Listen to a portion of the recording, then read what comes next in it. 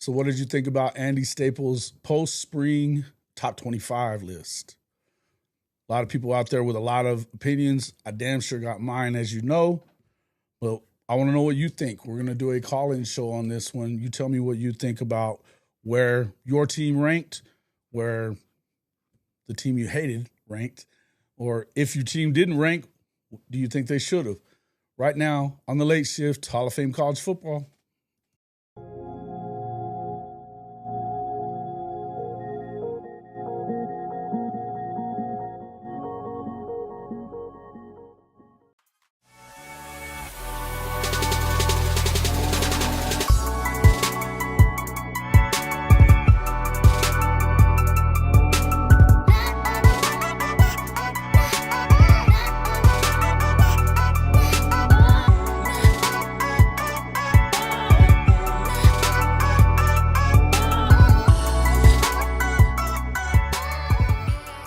Good evening, good evening, good evening, and welcome back to the Late Shift. I'm your host, Jason Watkins, and if you love college football, you know you're in the right place. So before you forget, smash that red subscriber button, like our videos, and don't forget to ring the bell so you don't miss one moment of Hall of Fame college football. What's up, everybody? Kimberly K, Jimmy Satterfield, Donald Poulos, Seth. What's up, Seth? Where you been? Scott Walker, Satterfield. Who else we got? Goated. Goated was first in. Yeah, Auburn at number 13 is still batshit crazy to me. Yeah. Look at there. Now it's like I can catch you at all times of the day. Listen, you never know when you're going to pop in and see OJ Dub here on the screen. What's up there, Kimberly K? Good to see you. Seawalt, how you been, man? We're going to talk a little bit about your team. Them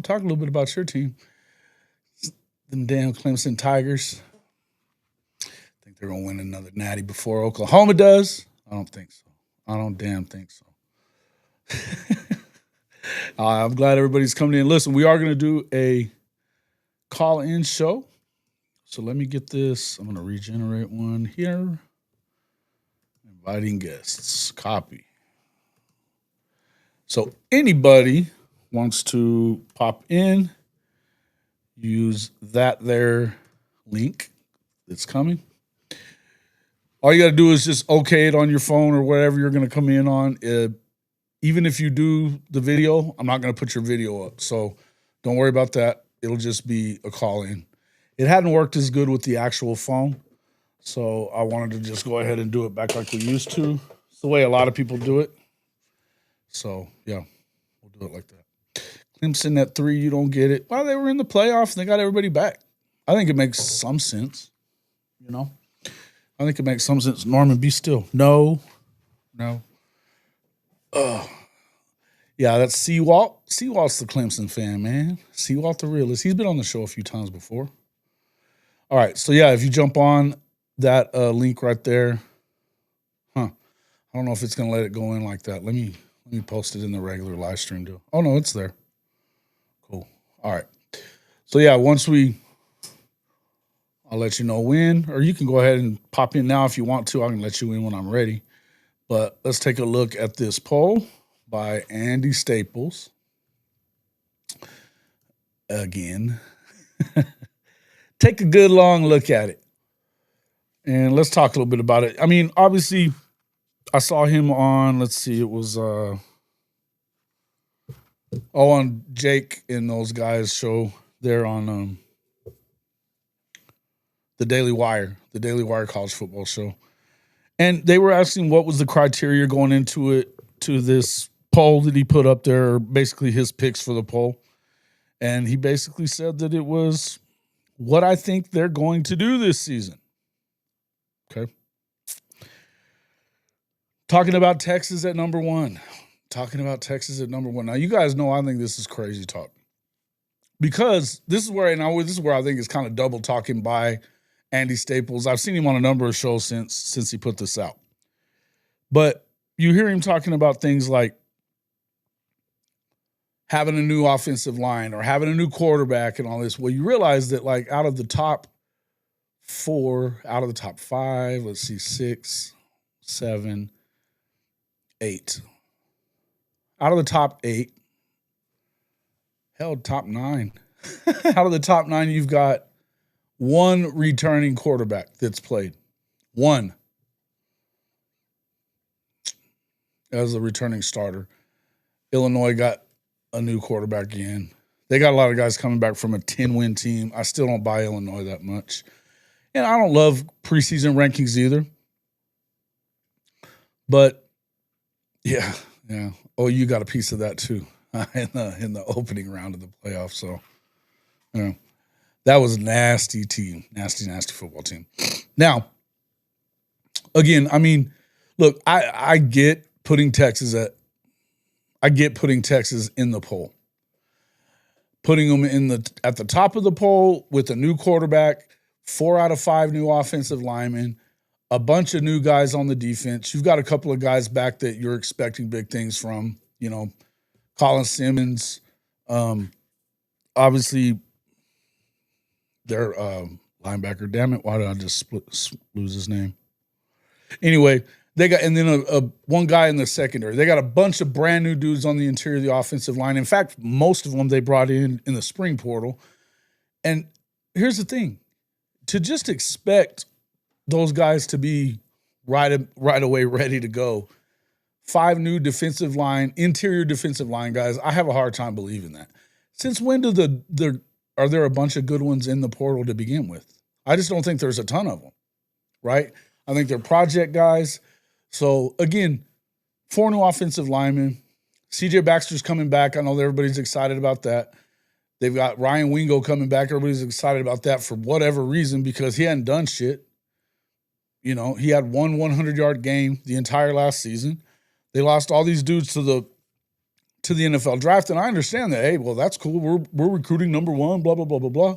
Okay. You've got like 40-something dudes that are either freshmen or redshirt freshmen on this roster. 40. At what point we're just going to expect everybody to come in first year as a starter and be dominant? Number 1 team in the country? I get it. I get Notre Dame. I've been telling you guys since last season that Notre Dame was the real deal. They're replacing their quarterback. Of course, they're replacing their quarterback with a guy that can throw. And I think that was what their biggest problem was last season. I think Notre Dame is definitely my favorite to win it. I think Clemson's probably – well, I think if Tom Allen is really that guy as far as defensive coordinators are concerned and they're really good on that end, then they've got a good shot. Because I think that K. Klubnik is a lot better than a lot of people gave him credit for up until last season. We'll just have to see. OSU needs to beat Texas to stop the arch hype. Yeah. Well, and then, same thing with Ohio State. I mean, at least they've got some guys coming. They've got the best player in the country coming back. Head coach is the same. Obviously, you got a new offensive coordinator, but he was there. He's been their receivers coach. He's been coaching these guys up for a while. I don't know how much difference it'll make. They've got some new guys in the backfield. I don't think that that's a big issue for them. They've got some new guys on the offensive line. There's some things you got to concern yourself with if you're Ohio State. But knowing what we know about OSU, they reload. They reload. We talk about, if we're going to sit here and say that Texas is reloading, then I certainly going to have to say that Ohio State does, right? Get into Oregon. They got a lot of guys coming back. They got a new quarterback as well. I like Dante Moore. I think he was really good coming out of college. I think he showed you some things that he could do his first year at UCLA. He wasn't perfect. He was a freshman. But is he going to make freshman mistakes in his first year as a starter? I don't know. One thing you know about Dan Lanning is that he hasn't had anybody as a quarterback that hadn't been a transfer guy until now. And I guess, Dante Moore is a transfer guy too. But they've been going to guys that have had a lot of experience in the past. You had Bo Picks, and then, of course, Dylan Gabriel this last year as well. You'd probably put Clemson in the 5 to 7 range. Okay. Yeah. Oklahoma got the only 5-star D lineman in the portal in David Stone. Yes. Technically, they did. Recruited him too. Yeah. As far as Penn State goes, I mean, I guess there's really no reason to doubt them so much other than the fact that they just don't seem to win big games. Especially if it's games against Michigan or Ohio State, anybody that's at the top of that league. They lost their game against Oregon in the conference championship last year, And then whenever they got into, once they played somebody good in the playoff, because they, of course, started off with SMU, then got Boise, then they played Notre Dame, and, just like clockwork, gagged it away. They had plenty of chances to win that game. They didn't. So, am I going to pick Penn State to win a national championship? How about never? Not until they do it. I just have to see it first. Now, Oregon, I think they're interesting. I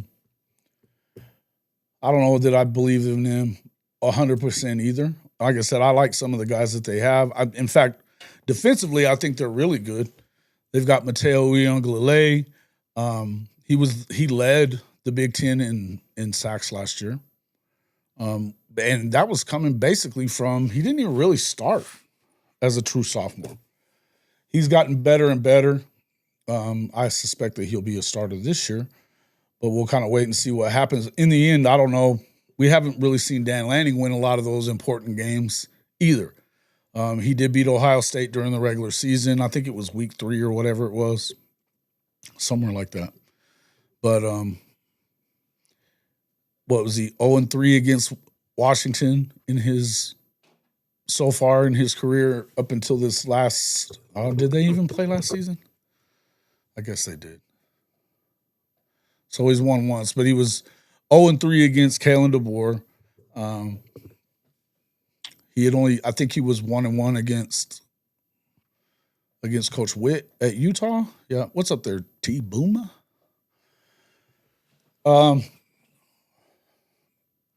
We just hadn't really seen. He lost to Kirby. That was bad in his first year. Really, just hadn't seen him beat a lot of really good teams. He was only 1-1 against Oregon State. And really, the one that they lost, they had a huge lead and gagged it away at home, which was kind of weird, So, I don't know, man. I think it was 35-10 or something like that they were ahead. So, I don't know. It's another one of those things, and I think the same can be said for Oregon. Never mind Dan Lanning part is they've done a good job. They did a good job in the Pac-12. They did a good job in winning the Big Ten in their first season, but once it got to the Rose Bowl game when they played Ohio State, they got drug in that game. So, yeah, tough one. Let's see. Iowa, Taco Tech, Louisville, SMU, and Illinois are definitely better than OU. Yeah. Yeah. Here we go. That's what I'm talking about. Hey, guys, nobody wants to call in? Come on now. I'm going to pin that at the top to do the call in. You don't have to show your face. You won't show your face. I won't put it up there. But I want to know what you think about some of these picks. Again, I just feel like when it comes to Texas, I think there's an awful lot that they have to do to win this thing and to be number one. And I think they just don't have hardly anybody coming back. It just doesn't make a lot of sense to me why you would put them at number one, recruiting or not. So it lends to the question of why, why? What up, Comanche? Yeah, I'm still messed up about Nebraska and not us. Yeah. Now, granted, I would tell you that this is just one top 25 vote, right? And I would also say that as Oklahoma fans, you should probably want them to continue sleeping on you. I do. But the weird thing about On 3 is that you've got most of their talking heads that they have out there loving on OU, loving on John Mateer, and Staples just not caring. Although he loves all these other, I mean, let's see, who was he talking about the most that he's big fan of certain quarterbacks, but I don't know, man. It was just weird to me. Weird to me that you would, and during the show that he did with Ari Wasserman, I mean, they have that show together, and Wasserman was giving him shit about it. He was like, because he's fully in love with OU, thinks that they've gone to the hill. And here's the thing. The one thing that I heard Andy Staples say was, what about their receiving room? And I don't know about their offensive line. Well, you don't know about their offensive line, but you know about Texas's. Texas doesn't have the best offensive line coach in the country. Oklahoma does. Right? I mean, he was true to what he was feeling about with Notre Dame. They're going to have we know they have the best offensive line coming back. In fact, there's a couple of guys that were playing at the end of the year that went into the portal because they weren't going to be starting, because the guys that had been hurt and they played in front of will be back. They're still loaded. I mean, that's just what they do. But he said that Texas didn't panic and go into the portal for offensive linemen, so I feel like Kyle Flood's got it all figured out. Well, what about they've got offensive linemen that are getting arrested in the offseason, and I haven't heard that it came together all that easily in the spring so far. So, yeah. Fast turnaround for Illinois if they get a top 25 ranking. Yeah, listen. They've got a lot of players from that team coming back. They won 10 games. Their 10th game, of course, being against South Carolina, who I know everybody else is in love with them. Why, I have no idea. 8 out of his top 25. Yeah. Ole Miss at 19. Ole Miss is a little, and that's okay, so there's another one. What did they didn't reload in the trenches. In fact, they had a bunch of guys that went to the draft too. Their defensive line, nowhere near what it was last year. Offensive line, let me see. Let's go into the Ole Miss.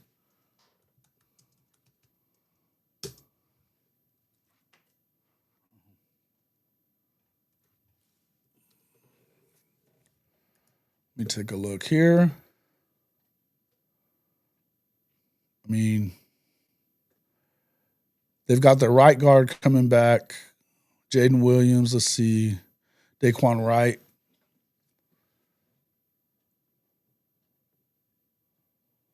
Yeah, I mean, they're not completely. They've got a sophomore playing left guard, a junior transfer playing left tackle, and another sophomore playing at center. I mean, we'll see. You got a brand new quarterback though. Yeah, I don't know, man. New running backs, new receivers. Deshaun Stribling, Harrison Wallace. But, I mean, you're expecting that Austin Simmons is going to come in as a redshirt sophomore and just blow it up. Yeah, I think they're trash. I'm sorry, Seawalt. I just think they're trash. I just do. At what point are you going to, realize who Beamer is? Because a couple of years back, they go through and they beat Tennessee pretty badly. And that was a couple of weeks after they had beaten Alabama. They beat up on Tennessee. They beat Clemson in the bowl game, but they had 3 losses anyway, And then they come into the next year loaded and, of course, or supposedly loaded. They've got Spencer Rattler back and all that stuff. And what do? Nothing. They beat Kentucky. Whoopty shit. Weren't supposed to be that good last year. I mean, I don't know that they were. 9-3. They lost big to Ole Miss. They almost beat Alabama. Should have beaten LSU. Got screwed at home. Come on, man. Nobody cares.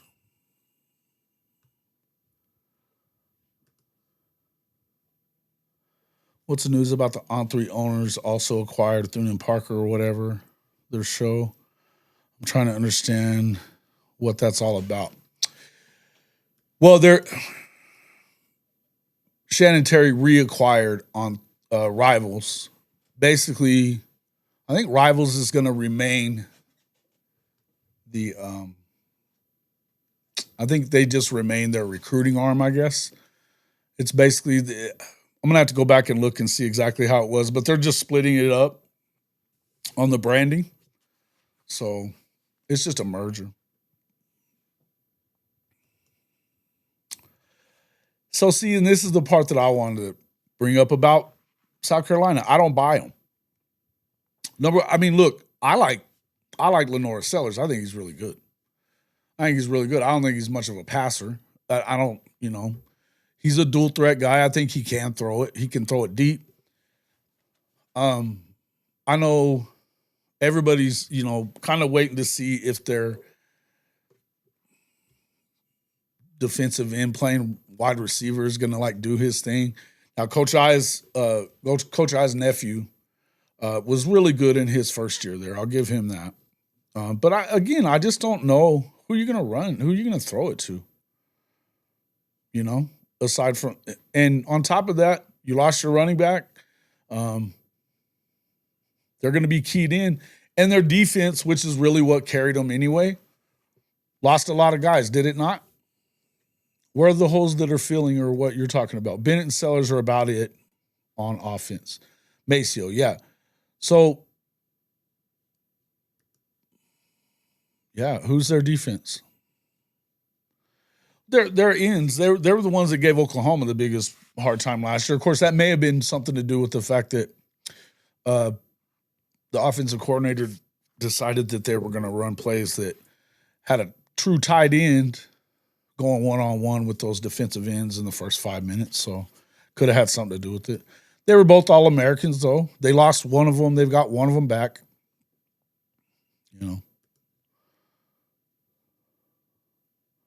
Yeah, I don't believe you. I disagree there, bud. What tells me that he's solid?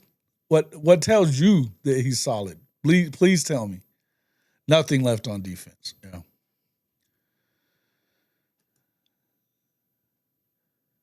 Treetop D. And let's see. Drum. All right.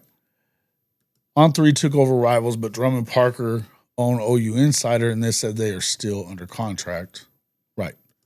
They are. So what are we thinking that? Did you think that they were going to dump them or something? I don't know.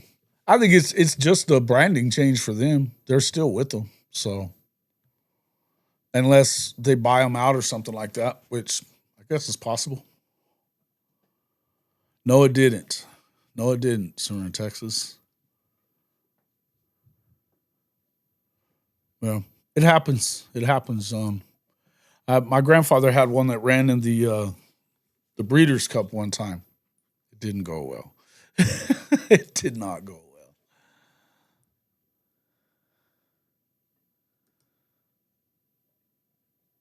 well. Yeah, no. I mean, I think he does a fair job of recruiting. I don't think they do a very good job of coaching.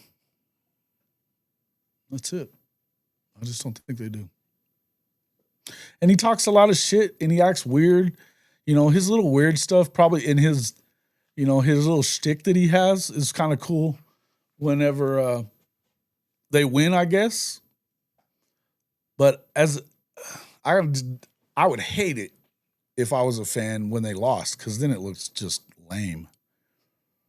Lame. It was better than saying Treetop D and or Tweedle D and Tweedle Drum.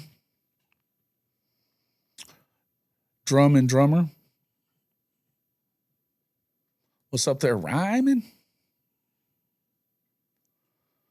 Yes, of course, we're all. Yes, we are all dreaming for her, or praying for her. True.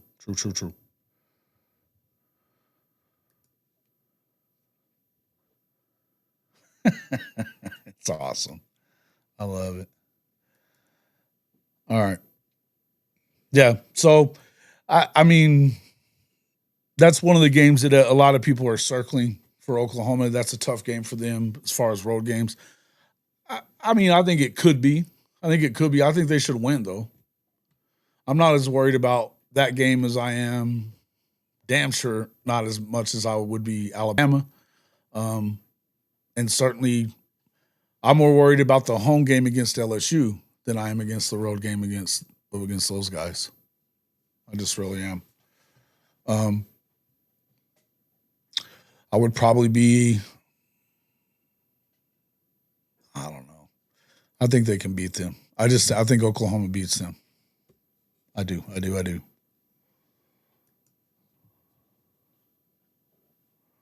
Yeah. He probably is a weirdo. Oh, he's a weirdo. Bragged at the SEC championship about beating Oklahoma. Oh, good for him. You know, that alone tells you that all this BS bullshit talk, all these people that talk all this crazy shit about Oklahoma and the SEC and that they're going to be the next Nebraska, blah, blah, blah, blah, blah. They don't believe that shit any more than anybody else does. It's just a bunch of crap, and they're hoping, praying against everything that Oklahoma doesn't continue to be what Oklahoma always is, which is right up near the top. No doubt. Anyway, all right, some of these other teams. Auburn, the other one, that was a good one. Now, this one was funny because, they know what it is. Yeah, they do. This one's funny. LSU too low on this list. Yeah. They're behind Auburn, who I was just about to talk about. I'll be there, Seawalk. No worries. Yes, that'd be great. Your brother has good seats. Yeah, he's gonna hate me though. Your brother's gonna hate me though. What's up there, corporate duck, my man? All right. Yes, LSU too low on the list, but Auburn. So when he was on Jake's show, he was talking about Auburn's offensive line too, and he was talking about, of course, Jackson Arnold definitely comes up and talking about all the struggles that he went through last year, but he was laying it all off on Oklahoma with their bunch of guys out. Had a hurt offensive line, which is fair. Had your top 5 wide receivers out for the better part of the year. Absolutely true. But he put all of that, and then that was basically the reason, though, that he thought Jackson was not very good. Well, he likes the offensive line at Auburn. Really likes the wide receivers, and I like this too. Eric Singleton and Cam Coleman. Yeah, I agree.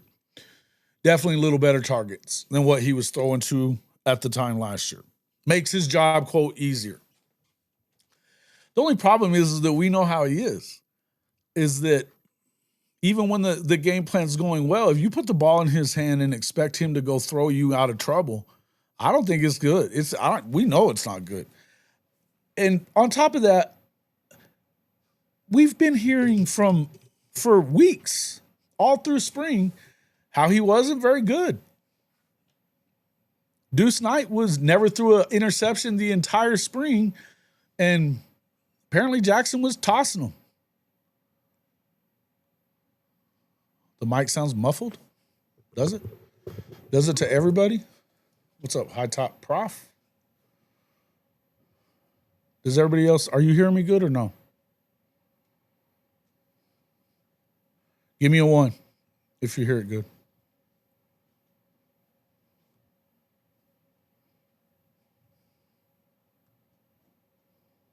Okay. Cody, I'm going to have to say it's probably you. Because we've been going for, 30 minutes now, and you're the first one to say anything. And I don't have nothing different.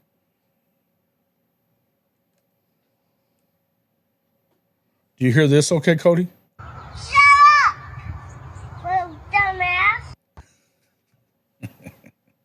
All right, everybody else is good. Good. What's up, Rob? Stephen G. Scott Walker? Kimberly K. Jimmy says it's all good. Seawalt thinks it's good. Maybe it's just you. Professor, you been drinking? Hey, shout out to Professor though, man. He had his first article that he published on High Top's website. Looked pretty good, man. Looked pretty good. I actually liked it. Anybody want to call in? Come on. I got a call in show. Nobody's calling me. Talk to me here. I won't put your face up on the screen. I promise. I already have it set up to where I won't have to. It will just be closed off no matter what, even if you okayed it. Come on. Somebody call in and give me something. Seawalt, come on. Stephen G. Somebody call in. Sooner in Texas, you always got some shit to say. Come on. Rob, tell me why Mizzou belongs on this list. No, I think they don't.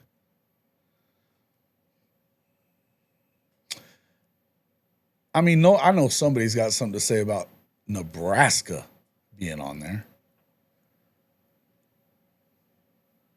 SMU, BYU, and even the Michigan game. I don't know too many people that think Michigan's going to beat Oklahoma in week 2.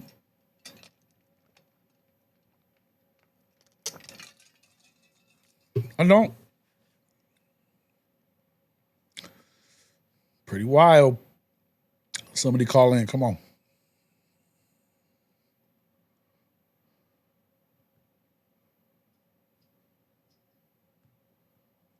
I'm not even getting any feedback. Mostly any feedback in the damn comment section. Who all we got? Let's see. We got 50 people in from on the Twitter. Big Lubbock, you could call in and give me a reason why you really believe in them Texas Tech Red Raiders. See, this is what I think too. Twitter was driving you nuts? Call in. Let me check my Twitter real quick and see.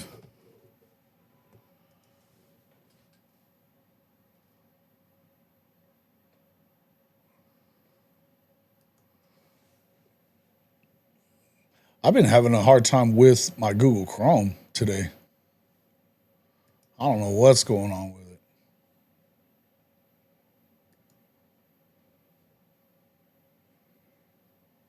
So I can put that.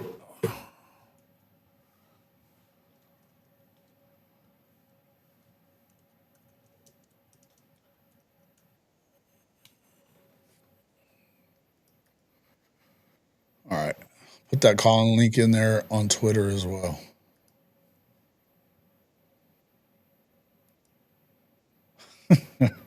I knew it.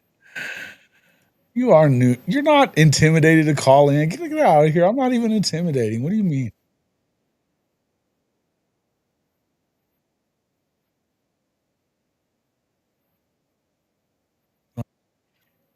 Whoa.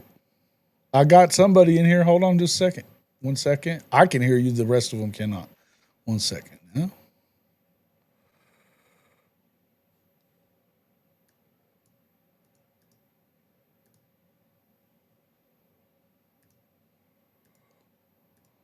All right. Welcome into the show. We got Rob calling in. What's up, Rob? Hey, man, you said you want somebody to call in. Here I am. There he is. Cool deal, man. Had to have a Mizzou guy call in because the Sooner balls ain't got no balls to call in, huh? See? Y'all better hurry up. Y'all better hurry up and call in. Hey, what's up? What's we got up, Jason? 2.0 and what's up, man? Good to see you. Good to hear you anyway. I don't see you. So yeah, you don't want to say this. No, I probably don't. No, but what'd you think? Let me get back to let me throw that back up there. I'm gonna add that to it. What were your thoughts? Now, obviously, Mizzou didn't make it. Did you expect that they were going to be a top 25 team or no? No, not with the losses of wide receivers. You know, three 3-year starting quarterback. I didn't expect them to make the top 25. Mm-hmm. Nebraska, Iowa. I don't see that either. But hey, what do I know? I'm just a fan. I'm not a college expert. Nobody's a damn expert. When you start acting like you're an expert and going off of last year is when everybody should know you're not a freaking expert. You know what I mean? Because Yeah, I've been a Mizzou fan for 50 years. Like we've talked before, I know what Mizzou is. They have good years here and there, so I take them when they come and bitch when they're not here. So it is what it is. Yeah. Yep. Let's see. Stephen G says, I have finals week I'm studying. And after this week, I'll definitely call in. Okay. After this week of death, you'll call in? Well, if you're dead, you're not going to be able to call in, Stephen G. I'd like to see that one. Yeah, that'd be new. That'd be new. We'd have to start a different kind of show. I'm talking to dead people. Yeah, that would be exciting. Audience. That would be a damn different audience too, wouldn't it? It would be a dark audience, I'll tell you that. Quite.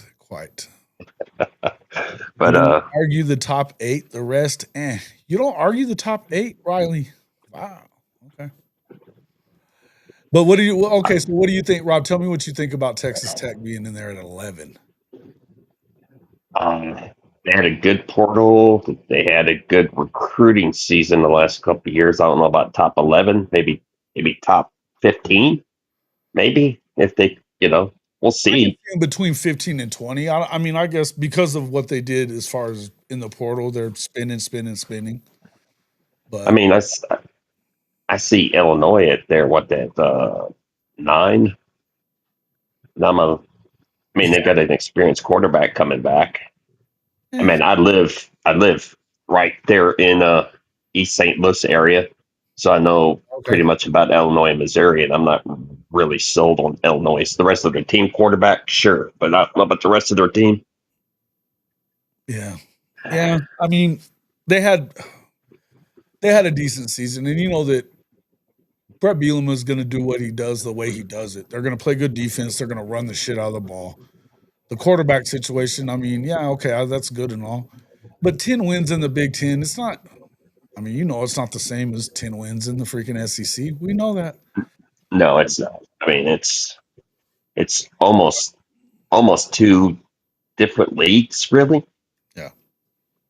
I mean, it's better than the bottom half of that league and the top half of that league. And the top half of that league, really, I would actually say more so than it's going to be like the top 25% of the league is pretty good. The other 75%, I don't know. I don't know.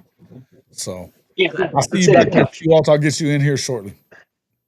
I think the top few teams in the Big Ten can compete with, let's say, the top 10, top 8 of the SEC from year in to year out.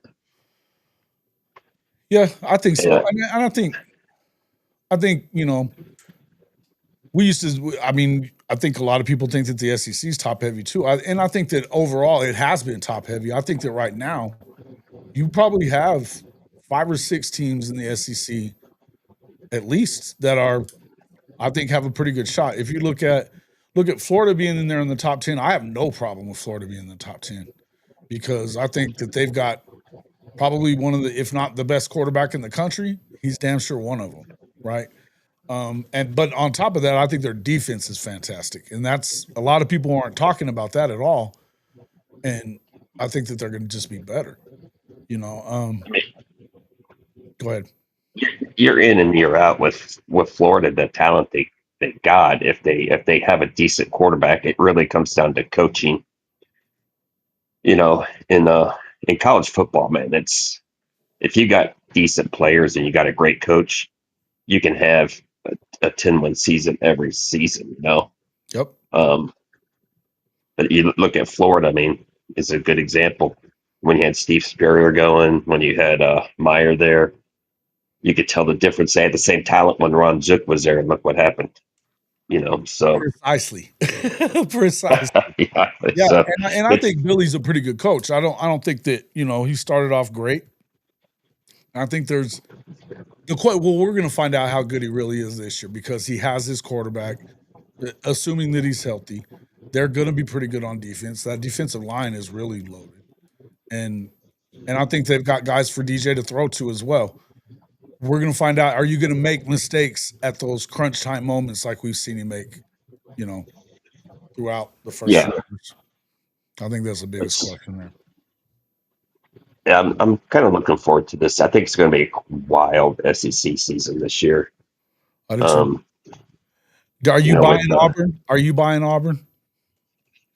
uh, it's one of those I don't believe until I see it. Traditionally they've been better than Mizzou on high end. But Mizzou, to be, I'm a Mizzou guy. I don't believe it till I see it. I'm from the Show Me State, so you got to show me. Yeah, I get it. I get it. We got a Clemson guy coming in here in just a second. Their house money. We'll let you know. Well, Question for Rob: how's Mizzou going to handle the complete reset on offense? I mean, you did lose. I mean, you got your the backup from Penn State coming in. A lot of people think a lot about him. And then you did go and get a couple of pretty good receivers in the portal, right? yeah, a couple good receivers. Got a top. I think a top 100 or right there. Rookie from Florida come in. Recruit freshman. So from what I understand, he's good to go from the outset. He won't be catching 80 balls or anything, but if he can get him 30, 40 catches, you could use that. And then it's the offensive line is where I'm on the opposite side is where I'm really more worried about was that offensive line because it wasn't great last year. It was okay, but then you lose a top 7 pick in Minbu. That's going to hurt. And unproven starting quarterbacks, but I'm excited about the defense. I think the defense is going to be legit, though. If you can But play we'll see. defense, that's a big part of it. So if you can, Well, and I before I think run, again, you drew a decent schedule, and again, well, like I think last year like it this. was an easy schedule. I think this year it won't set up as easy because of the fact that I don't think that you guys are probably as good on offense. But again, I think No, you're still going to have a pretty good shot to have somewhere around that 8-win mark, 8 to 10 wins. I would think.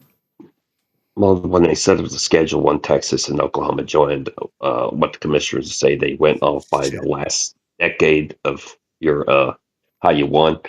Well, when you're like Mizzou and Mississippi State and teams like that, you haven't won very much. You got a favorable schedule at least for a couple years. And then the one thing Mizzou's been able to prove since Strink's been there is they can run the ball. So if you can play defense and run the ball, you'll be in games. Whether you win them or not, that's the story. But if you can run it and play defense, you should be in some games. So we'll see what happens. Yeah, fair enough. I can see that too. It feels like you're probably going to be pretty good to go as far as that goes. But all right. Well, I've got let's see, I've got Seawalk coming in. So I appreciate you calling in, my guy. You got it started, man. I appreciate that. And no problem, Jason. Anytime, man. You got an open line. If I'm on, I'll get you. But I just logged on like 10 minutes ago, so I was like getting ready to go to bed, and I was like, "What's going on with YouTube?" And seeing that you were live, so I was like, "I'll jump on there and see what's going on." So you guys have a good rest of your night.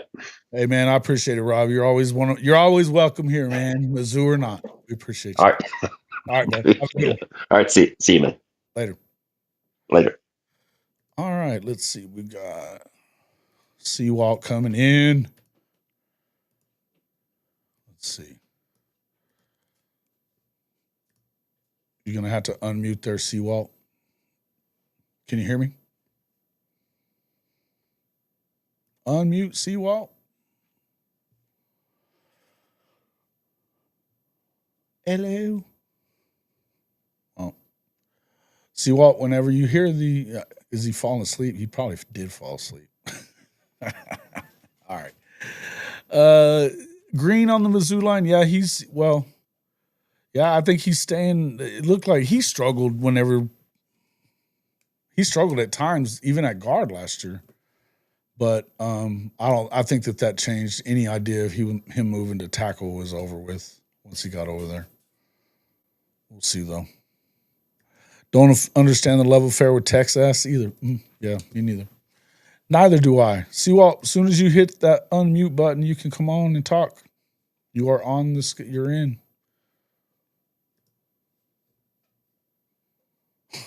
Crazy. All right. Yeah, I mean that again. When you start talking about Texas, they just have a ton of guys that aren't. It's a bunch of new dudes. You know, brand new quarterback, 4 out of 5 offensive linemen, bunch of dudes on the defensive side. You know, they talked about adding 5 guys to the defensive line, and I think they're probably going to be still. I'm not saying they're going to be shit. I'm not saying that. I just don't see them winning the national championship or them being the number 1 team. You should have to. That's one of those, prove it to me deals, and I just don't see it, man. How you going to have them again, even against somebody like Clemson? I would say Clemson, and they beat Clemson. But hey, there we go. You hear me, Seawalt? Yeah, can you hear me? Yeah, man, I got you. Everybody else, y'all hear Seawalt too? I think he's right there. Yep. All right, as soon as I was going to come on, I had to handle something. But I'm good. No worries. What's going on, man? I thought you fell asleep, bro. I was like, I left him out there too long. Nah, man, we're just talking about this. Obviously, I was just saying that I don't know if you're going to have, and I know you probably don't want this, but if you're going to have Texas at number 1, why wouldn't you have somebody like Clemson? Clemson went to the wire with them. They got everybody coming back, and they're probably going to be a better defense than they were this past season. Well, man, I don't. I'm kind of with the crowd, man. I don't think people really believe in Clemson at this point, considering the last 4 years. I think there's really some hesitancy to really even have us where this list has it. I still think we're around the 5 or 7 range, but I don't think people believe in us, the way that maybe the Clemson fan base believes in what we have coming back. Yeah, I mean, I get it. I get that. Because I don't know what I thought of. I didn't think that they belonged in the damn. Well, winning the ACC was going to put them in there, but like, I didn't understand SMU being in for damn sure. I thought that was stupid. They played 2 good teams. They lost to both of them. BYU and then Clemson. So I thought that was bullshit. With SMU, man, I think that was more of those guys coming from, the lower conference into the ACC and then doing what they did in the ACC. I think that gave them the edge to make it into the playoffs because they're like, look what they did their first year in the conference. Really, I think that's, why they made it in, to be completely honest, because, it's... What was their best win in conference, though? Louisville? Yeah, I think. I mean, earlier in the season, at the time, they had beat Pitt, who was 7-0 at the time. But I think that was kind of when they lose their last 5. Yeah, I get it. But I think what really bumped them in the rankings was when they beat Pitt, and people started kind of believing in them a little bit or giving them some benefit of the doubt. Yeah, that's fair. That's fair enough. I was just saying, I don't know. I have a hard time with. I didn't believe in SMU, so and I felt like Dabo gave them their props or whatever when they beat them, and said that was a playoff team or whatever. But I didn't see it, and they didn't play very well against Penn State anyway. So I just thought it was kind of wild. But they played terrible against Penn State. But yeah. I mean, and as far as Clemson, for this year, I don't think people really understand when we say they've got a lot coming back. I mean, they have a lot of experience coming back. Everything's coming back, right? Yeah, I mean, outside of running back, like offensively, your offensive line is as experienced as it's ever been. Like, this is one of the most senior offensive lines they've ever had as a group in any season. Matt Luke was huge. Hiring Matt Luke was huge. Oh, there was an amazing turnaround over the last, year and a half or so. Yep. And then you look at the receiver room. I mean, as much as I bashed Tyler Grisham, we knocked it out the park with the past couple of years with wide receiver recruiting with TJ Moore and Wesco, and then even Antonio Williams a couple of years ago. And people forget Tyler Brown is number 4 right now on the depth chart, and he's probably starting at most schools. Oh yeah. And And then that's where they were, man, and they've needed that a lot. They've needed offensive line guys. Really, that was the only thing holding them back the last few years, that and receiver. And they don't have a problem at receiver anymore. yeah, the question mark will be tight end because we're pretty young. We lost Brenning Stool. You know, we don't really have a lot of production at that position. I think you'll see a lot of 4 and 5 wide this year out of us. And then wide receiver that or running back. Sorry, that's going to be running back by committee. At least early on, we've moved Adam Randall to running back. That's an intriguing piece. You got a guy who knows how to run routes. He's a receiver. You put him in the backfield and run him out looking for the ball. That's a mismatch for corner safeties, linebackers. It doesn't matter. That's a mismatch coming out of the backfield. I think if we exploit that in the right way, he runs it well when he caught the ball. You know, I think or otherwise they wouldn't have put him at running back. But yeah, I agree with you. I think that's a different deal for him. And I think K. Klubnik is really good. I've been saying that K. Klubnik was really good. Yeah, he's one of them guys. Yeah, he was a 5-star. You know, he was until Ewers decided to re-enroll. He was the number 2 guy behind Ewers, and you know, not every 5-star ends up being. I'll just go back to a Trevor Lawrence type of quarterback ready to play. You know, week 1. He's Kate. It took him a year and a half, 2 years to really understand the college game, and now he's a 4th-year guy, 3rd-year starter, and well, I think that they didn't have the right dude calling plays either. No, you know what I mean? I agree. That first couple of years, and then even that second year, whenever they brought in Riley, he wasn't running his stuff. You know, it feels like, or let me ask you, are they actually letting Riley do some of the stuff he wants to do, or is it still the quote Clemson offense? No, I mean, my viewpoint on it is the coordinator's going to he's going to run his style of offense, and they're just going to call it the Clemson offense. Like, there's going to be wrinkles of the old crap that, we had with Tony Elliott and all that stuff. But generally speaking, I've seen a big difference in the way that we run the plays that we're running, the way we're lining up, the schemes that we're running. It's definitely Garrett Riley's baby. It's just, maybe a little bit Dabo-fied, not necessarily the Garrett Riley at SMU or TCU. You know what I mean? Yeah. Well, I think that when you go back to that, when you start talking about like the Clemson offense or whatever, it's the same as what we remember with Alabama. It was that, except for Saban said, "Hey, look, just don't change the terminology. You can bring your stuff and do your stuff. We want the terminology to be the same." You know? Yeah. I would agree. That's kind of how it was here. Now, defense, I think it was, Tom Allen coming. It was conditional on him being able to install the way he wanted to do defense, and I think the keys were given up to him completely.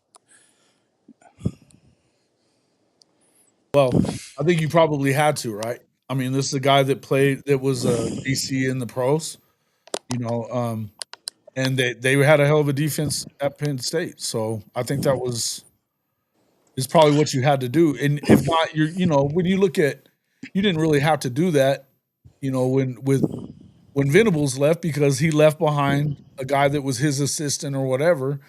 Things were going to be the way he did it. And, I know that you had some issues with Goodwin as far as the way he called things or whatever, but, Well, go ahead. Here, I loved Wes Goodwin. I've told you that. I loved him. I thought he was an extremely smart guy, right? I just think that and one of the other Clemson guys probably said it best. He's like an engineer. He overthinks the easy stuff sometimes in the coordinator role. So, I mean, I hated to see him go, but I felt like we did need a change. But even our guys in the linebacker room right now, those guys, kind of in mid-spring, early spring, mid-spring, the one thing that they said was the biggest difference for them was accountability. They were held accountable if they screwed up as a linebacker. And, I'm not saying Ben Boulware is going to be a great linebacker coach, but if he brings his mentality that he played with, and he's kind of got he's using the Venable style training and discipline that he learned on these guys right now, and they seem to have taken full advantage of it and have a complete different mindset than they did with Goodwin. I mean, I look at that as being a positive at this point because linebacker because I mean nobody's like EV really as far as getting rowdy on the sidelines and freaking out on his players, Yeah, I just my thing was when I heard that I'm like, okay, accountability. Boulware played for BV and he's from the side taking some of that stuff he learned as a player and kind of putting it to work as a coach now. Yeah, definitely. And ultimately our season will depend on, in my view, how well the defense plays as a group. Because I mean, you've seen it against Texas. We were absolutely freaking terrible with run gaps and just tackling. We looked like a high school team out there playing Texas against the run. It was terrible. So I think if we can get that cleaned up and if our secondary can weather the storm with injuries, I think we'll be okay. Secondaries, we're pretty thin at corner. Like we got 2 guys, maybe 3, and I'm just not sold on the third one, Jaden Lucas. But if we can stay healthy and those guys can play well, Clemson definitely going to be in the playoffs if they play the way I think they should be able to play, having the experience they have on the team. Oh yeah, I think when you look at what the ACC is from top to bottom, I think a lot of people, you've got Miami here at number 20. Florida State, I don't know that they're going to be back yet or back into where I think that's the way things went last year. It's tough to recruit that and even go in the portal and get that good. To recover from 2-10, I don't know, man. I think that's a tough ask for that. SMU, I like their quarterback okay, and I like their coach too. But I don't think that they were one of the best teams. Now, as far as Miami goes, you're replacing your quarterback there. You're replacing a lot of your receivers there.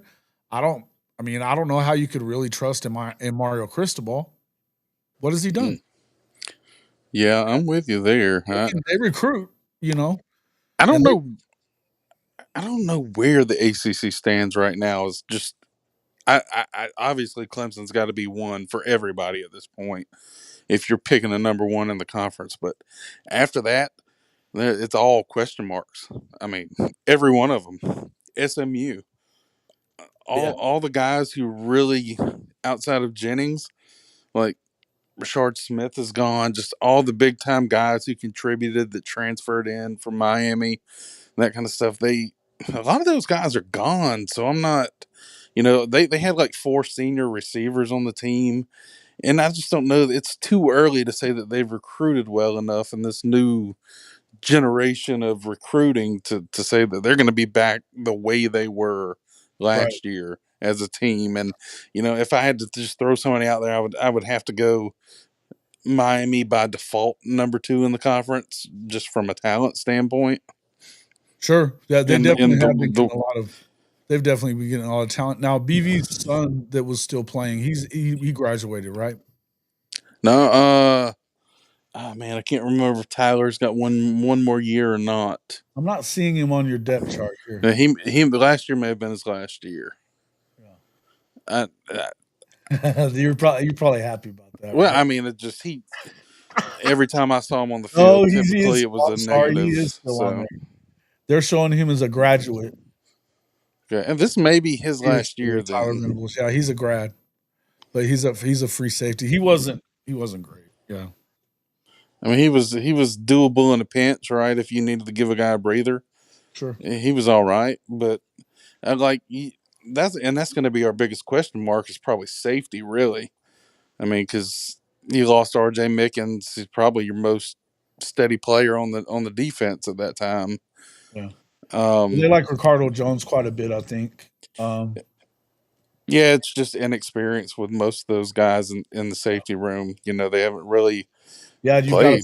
a redshirt freshman, and then that's why, Venables is definitely still going to probably have his opportunities to play. Yeah, for sure. They'll rotate, and we do a lot of rotations anyway. So, I mean, he'll get his snaps. Just hope it's not the wrong play. Another one of his sons was an assistant, was he not? Yeah, Jake, he was a linebacker for us, and then once Brent left, I think Jake became like some kind of graduate assistant or something like that. And he may still be with us. I don't keep up with our GAs quite as much as this actual staff, but yeah, I know he didn't go to Oklahoma, which is I thought both those guys will follow him. I mean, I'd probably follow my dad, but yeah. But they also, if they love Clemson, they love Clemson. They don't have any reason to love OU necessarily, other than their dad. But yeah, I think as far as I don't know, we've talked a lot about Coach Venables and where he's at. I think that they're loaded right now, and so this is going to be his opportunity to really kind of go out there. And now he's calling the defense again. I think there's a good opportunity for them to take a move forward. Now their schedule is definitely tough. You playing according to this top 25, you're playing 8 of those teams. So it's a bitch of a schedule. But that being said, I think Michigan definitely you get them at home. You should win. They've got a first year quarterback. Even if they take the Fresno State quarterback and play him instead of what's his name, shit. He was the the guy that was Underwood. Yeah, there you go. Either one of them, BV's going to put them in a blender. Yeah, I'm never high on Michigan, like ever. I just right. We in the modern world of the last 5 years, we tend to, yes, Michigan won a championship, whatever. I'll just say whatever on that. But I mean, out of 25 years, they've had a really good team 2 times. Like I can't sit here and say Michigan year in year out is just gonna be a playoff contender. They have the money to get good enough players, but do they have the staff without Harbaugh? I don't know. I like Sharon Moore. I think he's a pretty good coach, but I do too. But I don't know. I think that they're a little underrated as far as like defensively. They're going to be good. They're good in the trenches. That's what Harbaugh did very well in recruiting. And I think they were one of the, to me with Michigan, I felt like they're always underrated as well. And if you watch much of my show lately, I don't give a shit about these recruiting service rankings. I don't. Oh, I don't either. I never have, honestly. I think they're terrible. They're nice to talk about when you're getting somebody that they've listed, sure. But I take it with a grain of salt. If you're a 5-star, you're a 5-star. You're a 5-star, right? But you've got some guys that are top 100, and in the other rankings, they're in the 400s because they hadn't looked at them. You know what I mean? Or they didn't do a camp or something like that. Correct. I mean, we got a lot of guys like that right now at Oklahoma. Being a Clemson guy, when we started their kind of rise in 2012ish time frame, we weren't recruiting the guys like everybody we were beating.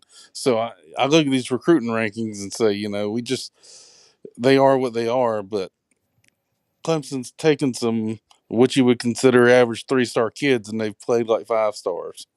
And then we've got some 5 stars that have played like 2 stars. So I mean, well, that happens though. I mean, 5 stars. You got to figure there's only 32 of those guys. Theoretically, there could be upwards of 50 sometimes because you've got differences at the back end, right? Of the top 32. Having those, and now I guess you're dropping back to 3 different recruiting services because Rivals and On3 are melding together. But I would just say that, but even if it's 50, you're talking about 50 guys versus 500 or whatever, and the rest of it. And it's easier it's easier than living up to, I think being a 3-star that plays like a 5-star is probably an easier jump than upholding what you are as a 5-star. I think some guys are depends on the position we're talking about. We know that linebackers are tough to judge one way or the other, and so are linemen for whatever reason, offensive linemen. A 5-star receiver, generally speaking, they're probably going to be pretty good. They're Well, probably it's funny to watch these services. They every one of them are trying to sell their brand, and they all stick to certain points. Like 247 pushes a lot of the average recruiting class ranking and that kind of stuff like that. And when we were winning national championships, we were never in the top 10 of those classes. yeah. And that's kind of where I was going with turning the 3-star, getting the most out of a 3-star, or just having a better evaluation than the services themselves. That's why I don't really pay attention to the services. I know that my team's coach, has got a pretty good history of player evaluation, generally speaking. So, if I've got a coach like Dabo saying this guy's a lot better than everybody Oh else yeah. thinks, I'm probably gonna take his word for it. That's the way we feel about Venables and the staff. I mean, he's every one of those guys, and Bill Bedenbowl, of course, being the offensive line coach. I mean, he's got more dudes in the NFL making more money than anybody else in the country. So Yep. I don't care if you get a 5-star if this guy liked him. You know what I mean? Same as Hunter Renfro, man. Hell yeah. 2-star kid. I know everybody got tired of hearing the story, but I mean, 2-star kid, walk on, ends up winning the national championship for you, Well, it's same with Baker Mayfield. It's same with guys like, hey, Trent Williams was a damn 3-star. A 3-star. He's the GOAT at left tackle. Mm-hmm.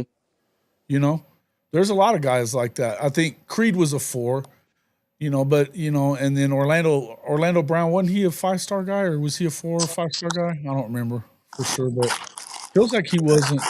Maybe he was a 4, but I don't think he was a 5.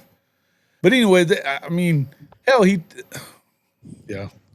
It's just not an absolute science like they act like it is. Oh, and if for you're sure. not going to camps, this like Monty's saying, CeeDee Lamb is a prime example of a player who was clearly a top 10 player in the nation, but he wasn't a 5-star because he didn't attend camps. He just I hate that. Drives me nuts. Yeah. And You like watch. we have Marcus Dent's on the show with me all the time. His son Isaiah Autry Dent plays for OU, and he's a tackle. He's 6'7", 320 pounds right now. He was a 4-star, and then once he committed to Oklahoma, he stopped going to camps, stopped taking visits and all that stuff, and they dropped him. Oh yeah, I guess the fact that he's from Mississippi, played in the Mississippi Alabama game.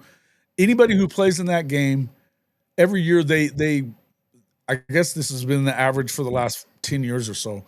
The guys that play in the Mississippi Alabama All-Star game, an average of like 12 or 13 of those guys go to the NFL every year. That's insane, right? He didn't lose a fucking rep the whole week, and he's a 3-star. Yeah, these. I feel like most of these guys that Clemson recruit, they don't do camps to start with. And so once they commit to Clemson, dude, they plummet in the rankings. I mean, every one of them. Oh yeah. On most years now, and then it's you watch some of the other teams where every commit they get the spike and just straight up. Georgia, especially right now. Look, I wasn't going to say it because people get touchy about that, but that's exactly it. Georgia. Well, we know. I mean, we did this. I did this video last year talking about, because the 24 class was definitely, in Venable's mind, it's the best class he's ever had. Right now, the year before they were in the top 5 because they got Jackson Arnold, and then they'd gotten Peyton Bowen in that class as well, along with PJ Adebayo. So you had 3 5-stars in the class. Well, fine. But the other guys, I mean, and it was a really good class too, but you think about the 24 class, it had David Stone, it had Jaden Jackson, who was a 3-star, and he was a freshman All-American, started every game, at defensive tackle. That hasn't happened since Tommy Harris at Oklahoma. Mm. You know, but he's a 3-star. Peyton Bowen's little brother, Eli, is a freshman All-American. He was a 3-star.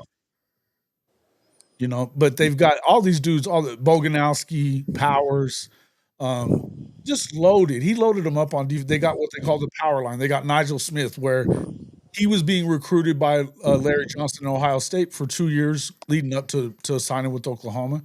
If he goes to Ohio State, you know he's a 5-star. Oh, yeah. You know, because Larry Johnson gets 5-star guys and turns them into All-Americans, first team All-Americans. 15 of them. You know, which is unheard of. So all these guys that, you know, they were a little low ranked or whatever in comparison, but he kept saying, "No, it's my best class. It's my best class. It's my best class." Josh Jacobs, criminally under recruited. Yeah, he was a 3-star and ends up at Alabama killing it. Mm-hmm. Yeah, dude, I didn't realize that was your cousin, Monty. Damn. Get him on the show. We'd love to talk to him. Shit. How did he get out of Oklahoma? Fucking Lincoln. Hey, Jason, I'm going to have to jump off here. All right, brother. No worries. Thanks for coming in. Hey, man. Appreciate it. All right, buddy. Have a good one. Yeah, you too. All right. Yeah, if Eli Bowen was 6 foot, he would be a first-round draft pick. Yeah, no doubt. He's so sticky, right? So sticky, Jimmy. That dude's going to be a baller. No doubt about it. That was Seawalt. He comes on the show a little bit. Clemson guy. I'd met him through Coach I and them, but we've had him on a few times over the last few years. He hadn't been doing as much with his show lately, so I was glad that he called in. Good talking to him. He knows a lot about he knows a lot of college football, but he definitely knows Clemson a lot. Transfer portal slowly taking over the recruiting classes. Over which one?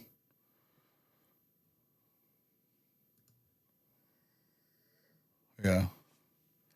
Yeah. I mean, the truth is, though, they're never doing anything live in any of those things, though. They're doing it's all a bunch of drills and bullshit like that, just like the combine.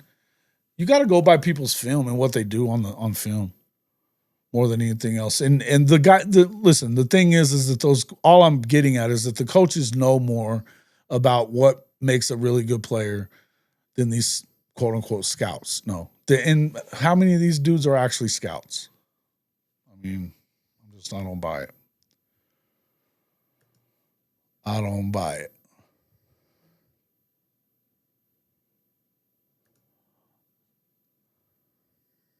Yeah. We respectfully reject that offer. Clemson needs to keep those young men. There's a couple of guys I'd like to have from Clemson. Yeah, they look pretty bad in their spring game. I saw that. Their offense doesn't look great. Yeah. Nope, you're right. You're right. Certainly more so than, I mean, that's where you start wondering, okay, why Nebraska? Why Tennessee? What does Tennessee have that tells you potentially they're good? And what do they have on the team that you know they're good?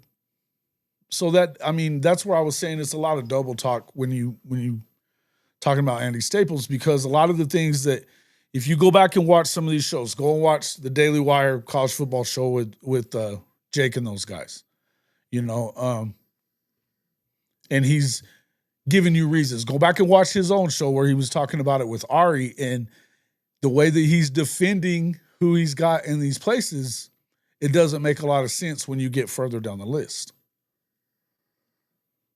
You know, I don't know hell, BYU fans don't like their quarterback. I think they're going to be good on defense. I think that Kalani Sitake's a damn good coach. I can understand that pick a hell of a lot more than I can understand even Michigan. What did Michigan do? They were 7-5. You know? Yes. Clickbait poll. And it's exactly what I was saying. If you look at the description for the video, he's been getting plenty of mileage out of it. I mean, there's more here. I mean, not that I'm a big shot or anything like that, because I'm not. But he's been on the Daily Wire. He's been on what's that other show? Oh man. McCready and those guys are usually on it. I forget what it's called. But anyway, he's been on like 2 or 3 other shows. They did a show about it. Wasserman, of course, didn't put out a top 25 because he's going to do it for later so that they can get more mileage out of it. It was definitely a clickbait show. And Wasserman, for his credit, was giving him shit about OU not being on his list. He thinks he's crazy. I feels like to me, if OU's outside of his top 10, I'll be stupid surprised.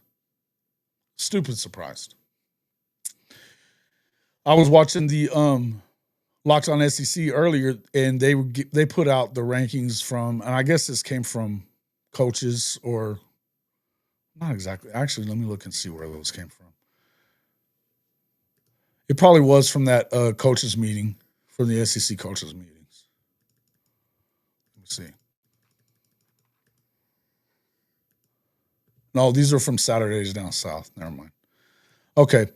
So they've got OU in the top 8, Auburn at 9, South Carolina 10.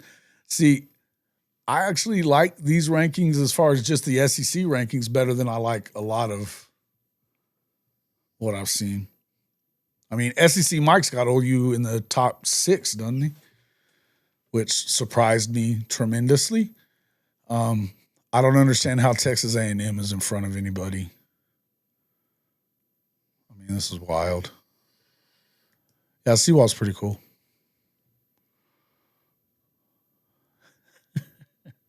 He doesn't, well, listen, he was being nicer than a lot of people are about the Venables kids. I just got to tell you. That's hilarious, Kimberly K.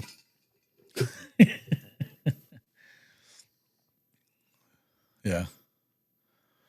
Yeah, Ari will have him in his top 10 for sure. But actually, I like these SEC, the SEC rankings, except that I'm not sure. Guys, tell me what you think. And I don't know if Shawty's still in here or not. I don't see why everybody thinks Georgia's so great.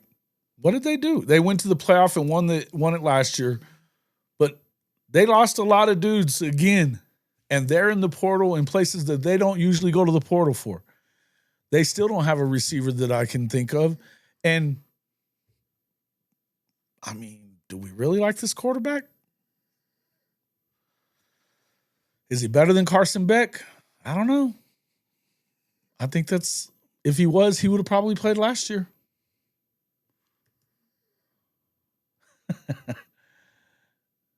Yeah. There's not a ton of them, but I was in what I was getting at. The reason, Jacob, thank you for liking the show, but it just seems the main reason to being an Oklahoma guy, it's one of those deals where you're like, okay, well, everybody seems to be loving on OU, probably more than we'd like them to, but Andy feels like he's using it for clickbait to get people from OU to go after him, like they did, our boy J.D. Piquel last year. The Big Ten had just one team not have a player drafted. Okay. Cool. What about Venables' kids? They don't love them. They don't love them. They're just not. They're pretty similar to what Brent was when he was a player in college. It was more about heart than it was about talent with him, for sure.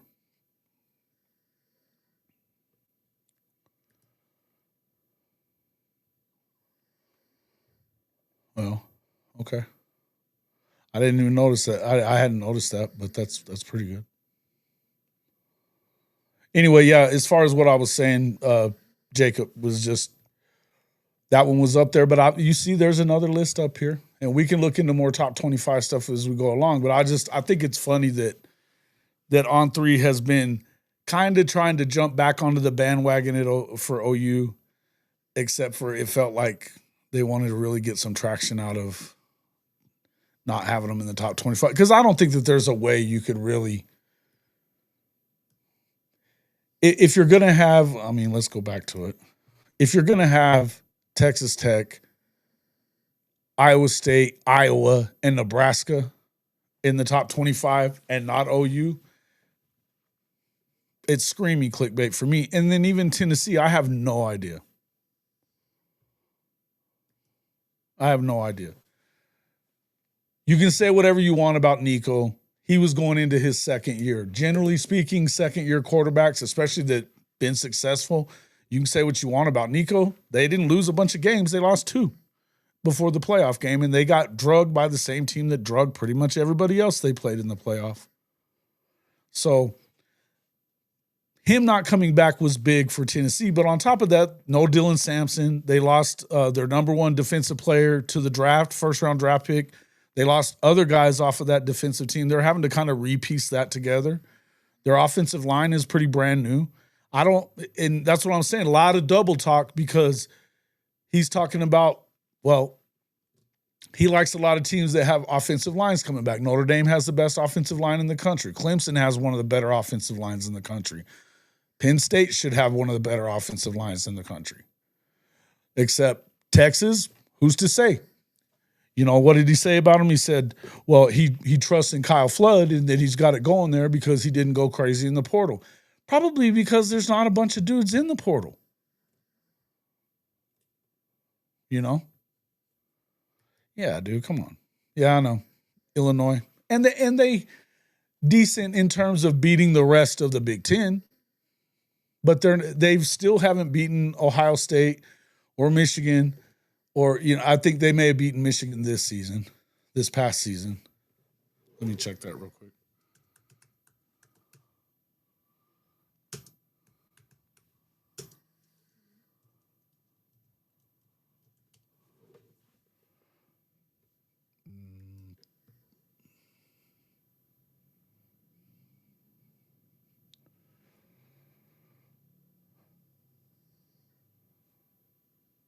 No, it was Indiana beat them 20-15. They didn't play Illinois. Wow.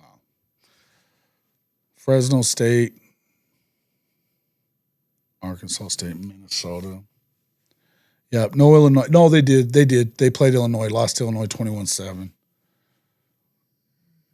But, okay. Yeah. No, I know. The reason why I say the gap between 1 and 8 is small is because of those teams are breaking in new quarterbacks, no doubt. Except for Clemson and Penn State. Out of the top 9 here, only those 2 don't have new quarterbacks that they're breaking in. And okay. And even he said that he felt like anybody in that top 8 could win the national championship game. So I don't know how high he is on one versus the other one. He didn't go to number 9. I'm sure he was, for a reason he didn't go to number 9. I wouldn't believe in Illinois either. I don't believe in Texas Tech. I believe in Florida more than I believe in Illinois by a lot. They may have the best quarterback in the country.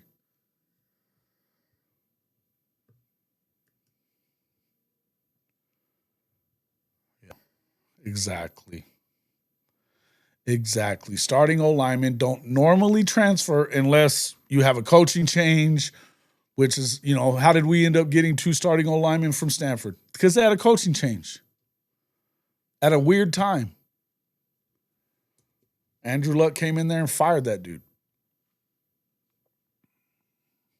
But that's the whole thing is you're not going to get a bunch of dudes that are starters, defensive linemen either. That they're going to go from, you know, a place where they're starting to somewhere they're not. The one that I can think of is Bear Alexander. And, you know, he was about to be a starter at Georgia. He took the money at USC, and then now he took the money and went to Oregon. He wasn't really a starter at SC, though, for those first 4 games that he played in. Illinois and Indiana play earlier this year. First Big Ten game season of the season for both. That's cool. How many games am I going to this year? Many as possible, my man. Many as possible. Not positive just yet, but working on a couple of things that would get me to all of them. I'm hoping to.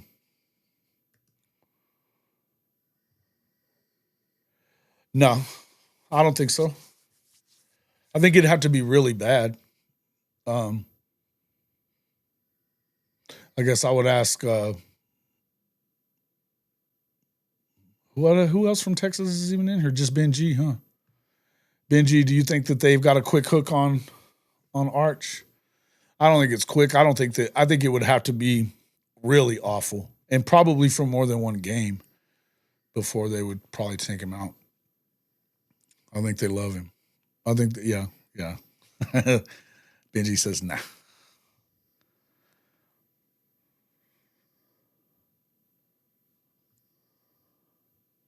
Who's that? Who are you talking about?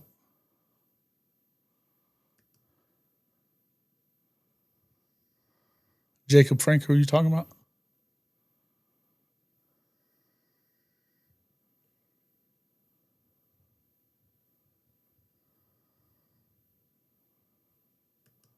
Who speaks hot garbage every time you try to watch his show? Who?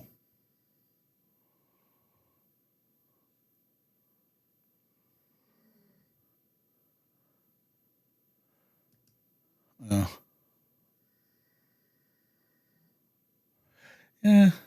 You think they're biased for the SEC? I'm not sure. I've heard JD Pickell saying that the Big Ten is the best conference in the country. I've heard him say it multiple times. I don't know where he's coming from. Yeah. Stuck with Quinn versus Okie State. It wasn't Quinn's fault that they lost to Okie State. That was on Sark to continue throwing in that crosswind, bro. You realize Oklahoma State is one of the few stadiums in the country. I think there's like two that is situated east and west for the end zones. So you get those north and south winds going across the stadium. I'm literally one of like two in the country that are like that. And the wind was blowing its ass off that day to the point that if you were watching from behind the play, Quinn's ball was moving 5 yards or more at times.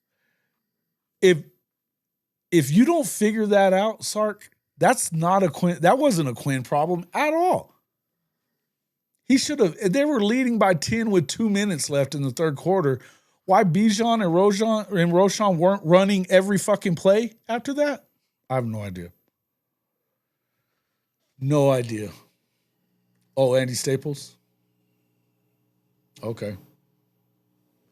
Yeah, and the thing is it seems like up until this, he was going along, at least mostly going along with Ari Wasserman and what he was saying about OU.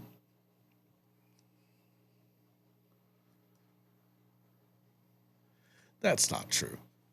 Okie State had no problems. They weren't throwing the ball that much, though. They weren't throwing the ball that much in that comeback. They didn't have to. Look at what they had 2 touchdown runs in the fourth quarter, if I recall correctly. You don't be, brother, that was not on Quinn. That one wasn't on Quinn. That was another one of those early years of Sark gagging his ass off in the second half, man. Come on. Does Ole Miss take steps back? I think so. I think it's more than the 19 too. Now they have still a pretty fair schedule that they don't play Alabama again. They do play Georgia. They come to Oklahoma. They don't have to play. Really their schedule's the same as last year. So they could still win 8 or 9 games. But I don't know. They're definitely not as good on defense as they were. Definitely not. They have to replace pretty much their entire receiving core. So we'll see kind of where they are. Yeah. Which that was wild, right? Basically said Auburn, they are impressed with the quarterback they thought they brought in. Yeah, okay. Well, that's not exactly what I heard. But what they were doing was, when I saw him on the show with Jake and them, he was talking about how it was all the stuff that we try to explain to everybody too about OU season. You know, them having all those guys out on the O-line and the receiving core and all that stuff, and how hard it made it for Jackson Arnold. What he didn't talk about was the fact that he was looking over his shoulder. He was kicking the ball off his own knee. He's got 13 freaking fumbles in 12 games that he started for Oklahoma. 13 in 12 games. He's a fumble machine. You know, he didn't have a ton of turnovers, but a ton of interceptions. I think it was 2 or 3, but he wouldn't throw the ball. He wouldn't throw the ball. So, it is what it is, man. 400 yards passing. You sure about that? You gonna go back? Are you gonna make me go back and look that shit up again? It was 3 years ago. Shit, Texas.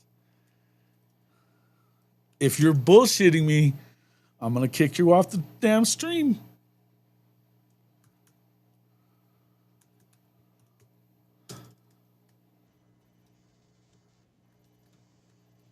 That was 22, was it not? 41-34. All right, let's see. He did have almost 400 yards. Quinn had freaking 300 yards. It was probably blowing in the second half when he shouldn't have been throwing the ball. I'm telling you, they showed the shit from behind them more than once, bro. 391, yeah, 22. Okay. Yeah, you get to live to fight another day.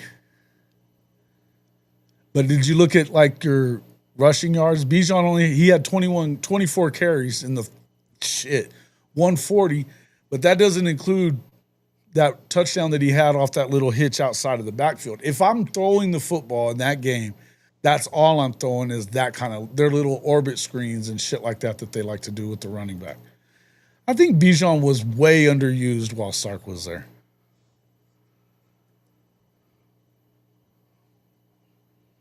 They got UCLA. Yeah, they got UCLA's quarterback, which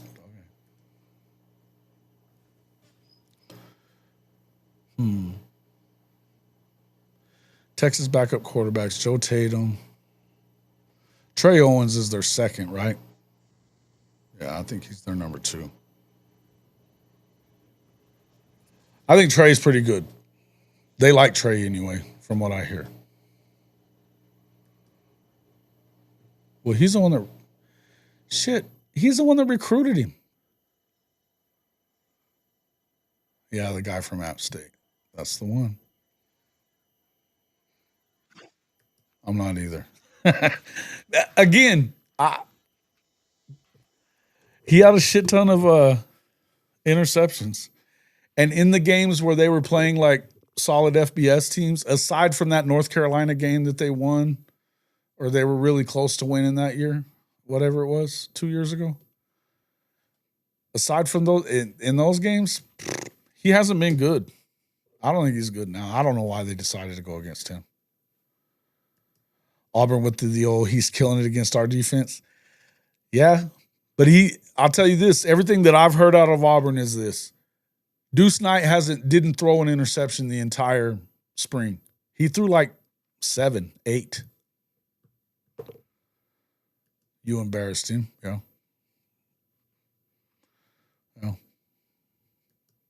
Yeah, he was at App State. App State. Yeah. Well, JA's going to have to show me now. PG said it. He thinks that he was broken. I agree. I don't see it. So they have really good receivers. If you look at obviously with Cam Coleman, I like Eric Singleton a lot too from Georgia Tech. He's a stud. Would have been good to have him at Oklahoma. But they don't have the same running game that they had from last year.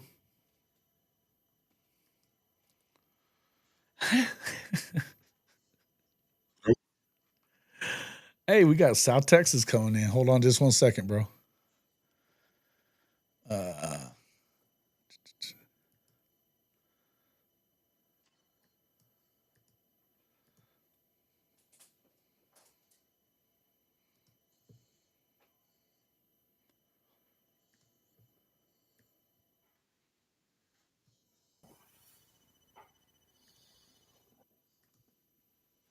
What's up, South Texas? Good evening.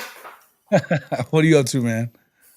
Oh, just listening to the show. I love the show, by the way. Appreciate it. If I'm having any issues on my end, just let me know. This is the first time I ever join any type of show, so I can hear you good. You guys all hearing pretty good? Let's see. Give me a one if you can hear South Texas when he was talking just now. Come on. Yeah, they hear you. Benji was already like, hook them. I'm going to throw them horns down real quick since I had to say that. I had to wash my own mouth out a little bit. But anyway, no, we can hear you good, man. You're good. okay. What are you thinking about the poll though? Probably loving it that Texas is up top. Oh, not necessarily. It's a poll. It's basically a poll position. If there is gonna,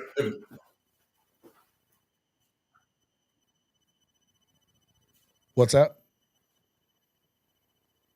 I'm kind of on a delay here. I don't know exactly what I have to do. Yeah, you might be a little delayed. That's all right. I'll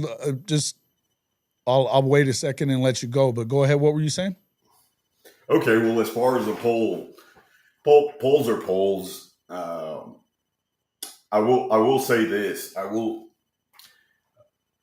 I see Texas going. I see a floor of 8-4, but if I was betting on it, I say they drop about 2 games, and it's all going to be about when the playoffs come about. If everything clicks with a new quarterback, a lot of new pieces, basically when we get there to the playoffs, it's all about how everybody's clicking. That's the way I see it. Yeah, so you're saying basically kind of like similar to the NFL playoffs, doesn't necessarily matter if you get there as a wild card team. It's how you're playing when you get there.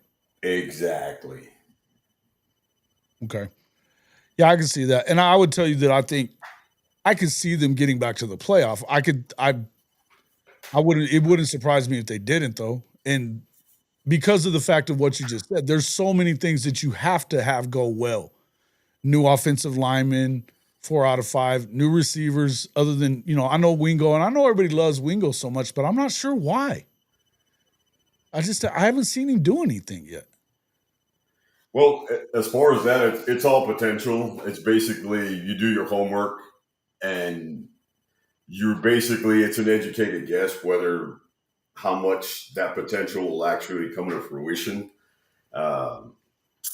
But until it happens, you don't know. Basically, it's just like the stock market. It's basically what it is. You just assume that you've done your homework, you invested well in your players. Yeah. So that's basically what it is. I wouldn't bet that they even get to the national championship, but I would expect them to be in the mix. Now, see what you're saying is a lot more believable than what you're hearing a lot of people say about Texas, though, right?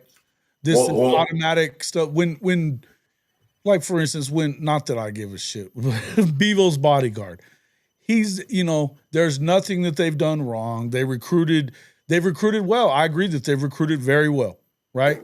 But you've got a bunch of brand new dudes, a bunch of young guys, and then a new quarterback. So now, do I think that Arch is probably better than Quinn at some point in his career? Yeah, I do. Right? I don't know that that's right now. And I think that you're going to have to adjust to the fact that you've got a bunch of new dudes. Now, if he likes Wingo and everything, and I think athletically speaking, I think Ryan Wingo's fantastic. Don't get me wrong. I'm just saying we kind of wait and see what he is. I like the freshman guy. Both of those freshmen that they got as receivers seem like they might be really, really good too. But it's hard to expect for a true freshman to step in and be the best player, or, like what you saw from Jeremiah Smith or even Ryan Williams. Oh, absolutely. You can't bank on that. That's right. That you're, like I said, you're hoping for the potential to be there, but you can't bank on that. Usually on any team, you have to wait at least 3 games to get a good gauge on where you're at. I can't speak for everybody. They got a tough first one too, man. To go to the yeah. And the good thing about that game is Ohio State's kind of in the same boat, so it will be a good gauge for both teams. Nobody has the real advantage as far as experience or whatnot. So it is pretty even that first game. Other than that, it is in Columbus. So I would give the edge maybe 60-40 to Ohio State.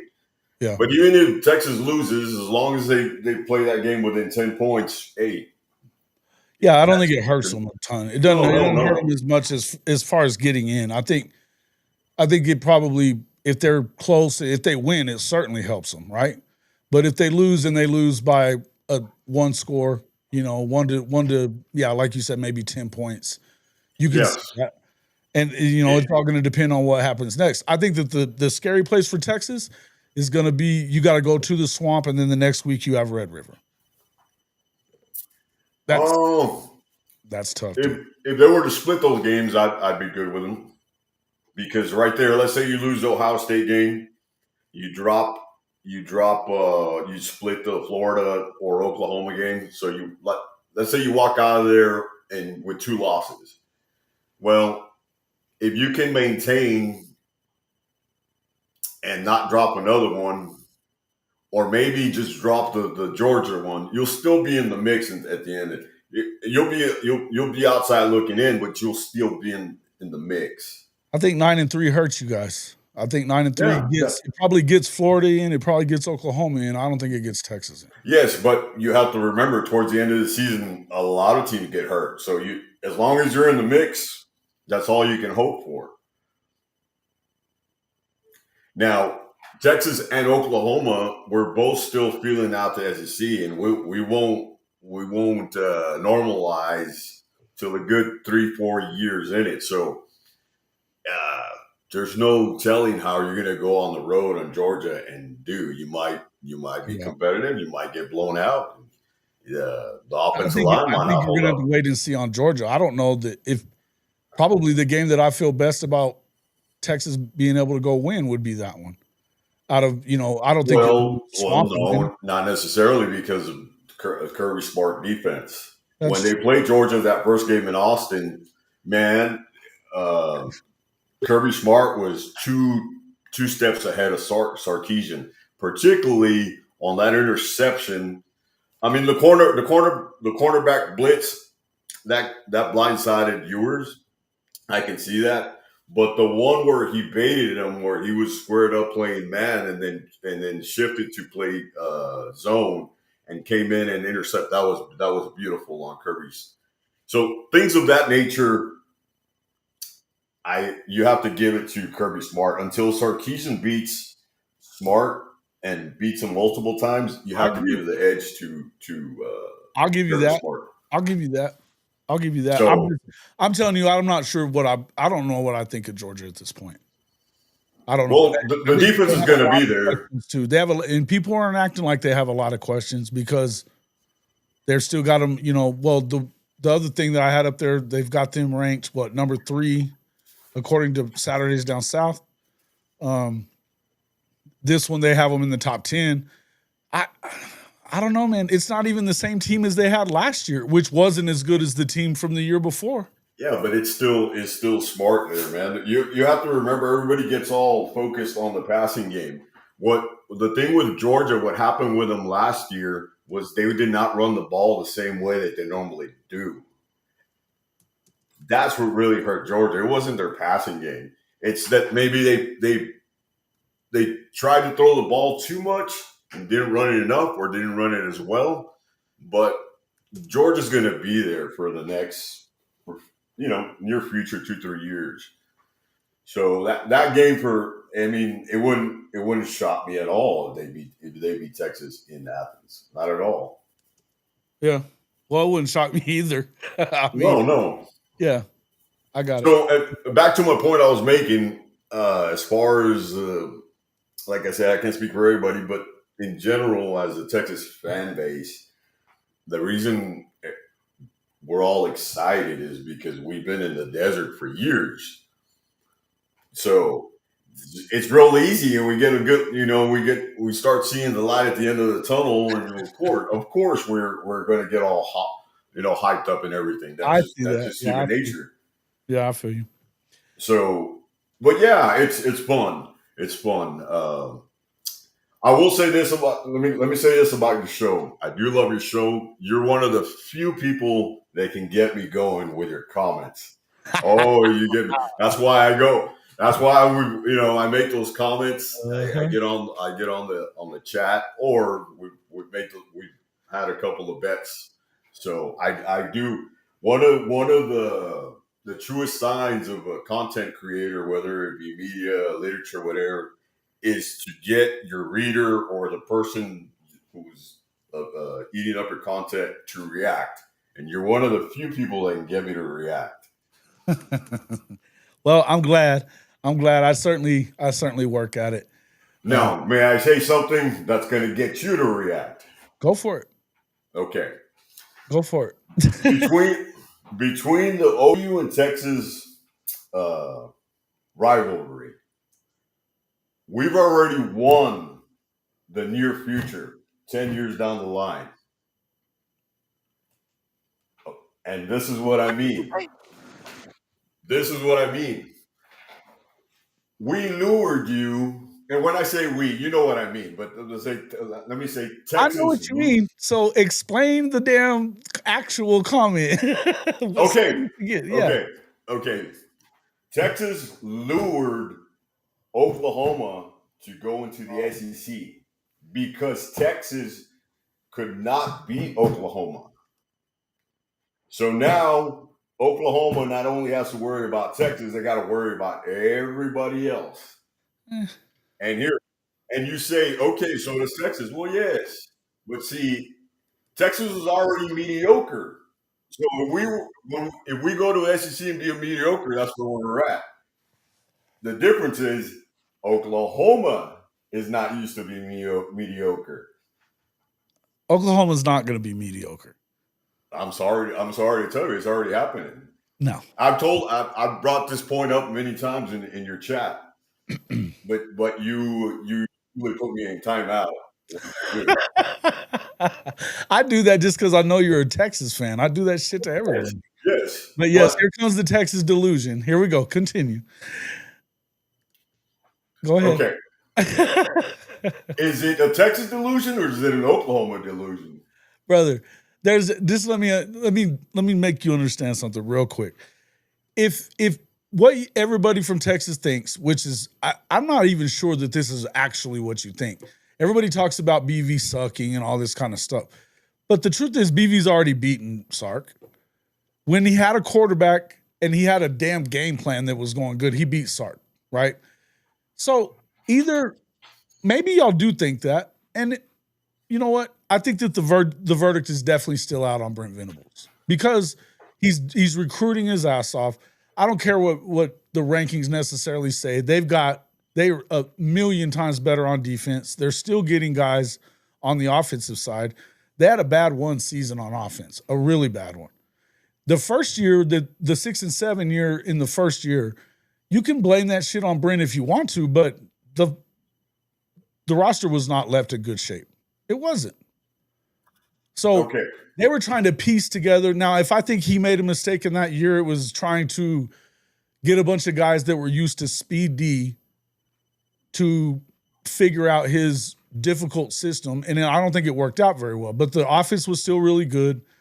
It just was they just didn't win the games, but I would put a lot of that on Lincoln. This past year, I don't know anybody in the country that would have had that many injuries on the O-line and in your receiver room and done any better than what Oklahoma did. Okay. Now let me tell you the difference. On those two wins, Oklahoma beat Texas here recently. Okay. Both those wins were comebacks. Okay. Now I'm going to tell you why I hate Oklahoma. Okay. Back in the 2000s, that OU Texas game was usually lost before the game started. Well, what I mean by that is Texas. You had Mac Brown, and I do love Mac Brown, but before the game, you could tell the anxiety on the sideline. Sure. Those games were dominated by Oklahoma. Sure. Do you understand? And it was consistent. Mm-hmm. I don't like Bob Stoops. The year before Texas won the Natty, OU beat the fucking brakes off of them. That's what I'm talking about. Yep. You see what I'm saying? It took somebody like Vince Young, they're very rare talent, to break us through that game. And it was only a small window. Right. So the difference I'm saying now is it's more competitive. Oklahoma had to come back in those games, as opposed to beforehand in the early 2000s and in the teens, Oklahoma would dominate those games, and you guys aren't seeing that how the trend is shifting or has shifted.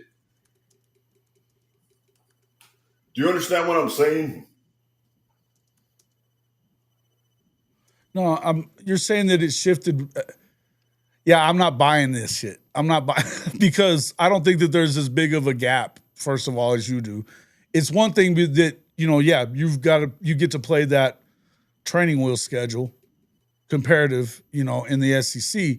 You don't have to go through and play Bama, LSU, Tennessee, South Carolina, all these Ole Miss. You're playing Vanderbilt and Mississippi State and Arkansas instead of even Mizzou, which, I don't think much of Mizzou. Jason, I'll put it very simple. You guys are the ones that are chasing Texas now. It's not the other way around. I don't know about all that. Well, look, the fact that you've been in the playoff the last 2 years, sure. But here's the thing. Hold on a minute. Understand something real clear. OU never overlooks Texas. Never. They never have. In all those times that Texas was shitty for the last 15 years when you guys have not been very good, other than a year or two out of it, OU still didn't overlook you. You know why? Because they know it's Texas. And talent-wise, you're always going to be able to match up. I agree they never overlooked Texas. But the difference in the SEC stuff is, if you're talking about looking up at Texas, it's not looking up at Texas unless you get beat by them. Because right now, you played Arkansas. You're talking Kentucky. Vanderbilt. You're playing all these teams, and I don't give a shit if they beat certain teams or whatever, Benji. Don't start that shit. What I'm talking about is straight up. And I'm not saying Oklahoma looks up at Texas. I'm saying they're chasing Texas. Come on, man. Because you've lost to them, sure. Okay, we'll put it this way. In the early 2000s and in the teens, you guys look more forward to the OU Texas game than Texas did. I'm sorry, you did, in the sense because you were confident. That's all fucking problem, though. That's no. Because you were confident you were going to win that game.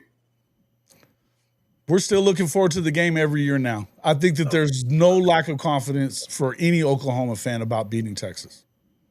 I beg. 20 years we've been whipping y'all's ass more than we haven't been. From the 2000s on, this way, yes. Yeah.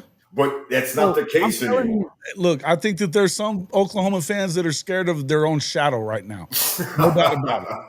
But there's if you're real and you know the game and you follow it as closely as most of the guys that are in this chat are, I don't overthink anything for Texas. And by the way, a lot of those years that you guys were still losing to OU, you were out recruiting them according to the recruiting. Every year they were top five. Lose anyway. Oklahoma is an Oklahoma fan like me is never afraid of Texas, ever. I'm not saying you don't lose to them.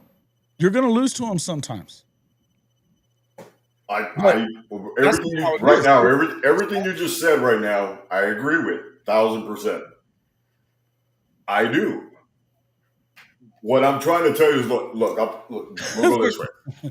They're chasing them because of last season, what they did last season. In the last 2 years, it shifted. Ever since Riley left. Okay. I don't think so. And I think, honestly, I know a lot of people don't believe this, especially Texas fans. Oklahoma had to have Lincoln Riley be gone. It had to happen. Because I disagree with that. Let me tell you why. Let me tell you why. They were not ever going to be built for the SEC with Lincoln Riley there. They weren't.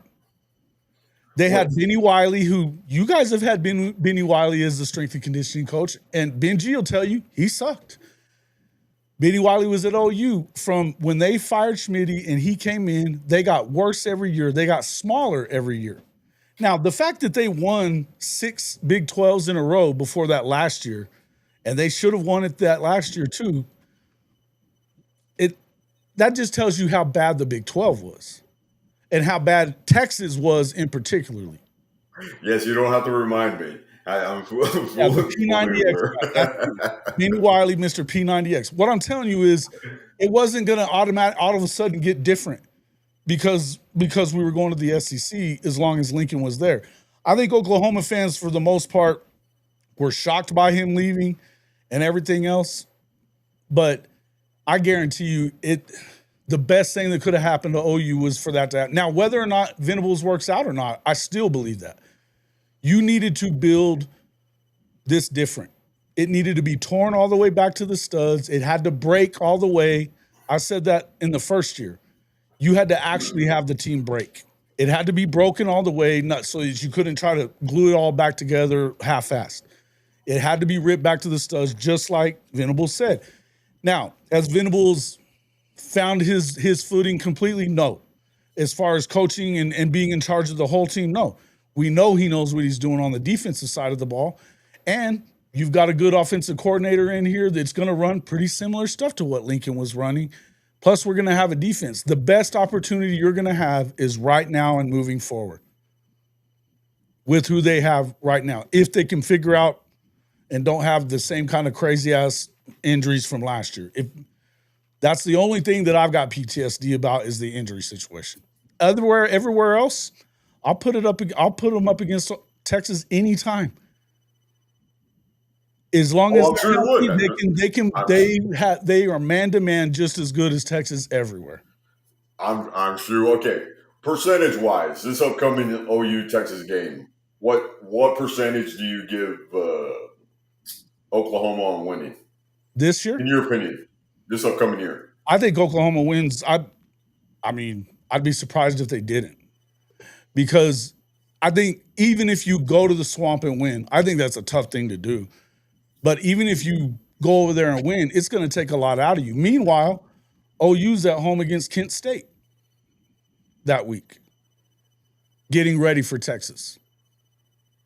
And on top of that, I think that Mateer is more ready to be a starter right now than what Arch is. I'm not saying Arch isn't going to be good.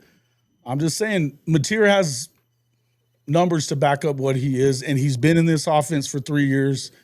This will be his second year starting as a player in the offense. They've got some new players, but they're better players than what he had at Washington State. That matchup is a push. Sorry, it's a push. Well, okay. I don't believe you. But okay. And the reason it's a push is because neither one of them have done it as a starter in the SEC. It's a push. Man, that's a half-ass excuse, man. He still went and played. But it's more accurate than anything you say. I'm sorry. He had over 4,000 yards passing and almost 1,000 yards freaking rushing. It wasn't the even SEC. Even if it's less playing against the SEC, if it's half of that playing in the SEC, that's still a pretty good season. Because they were almost 5,000 yards. If he has 2,500 yards in the SEC, that'd be a pretty good year. I'm just telling you. All I'm going to say is, I think you asked me the question, I'll tell you. I think OU wins the game. I mean, I could even throw an easy one out there. Guess who gets to wear the icy whites this year? Oklahoma. You just go back and look at it. That has been I mean, it's true. The home team has been winning, or the away team. Well, the away team. That game to me, most of the time has been 50-50. Could go either way. I remember even in the 2004 season, which is the 2005, which is the one with Vince Young when we snapped the losing streak. Going into that game, I was probably 40% Texas could win because it hadn't happened. Is that dominant? Yeah, but Stoops had that. He just had Max Card. He just did. I don't know. I know any Oklahoma fan would have told you any one of those years. Did you expect to win or did you hope to win? Sure. Did you think that it was a foregone conclusion? No, never.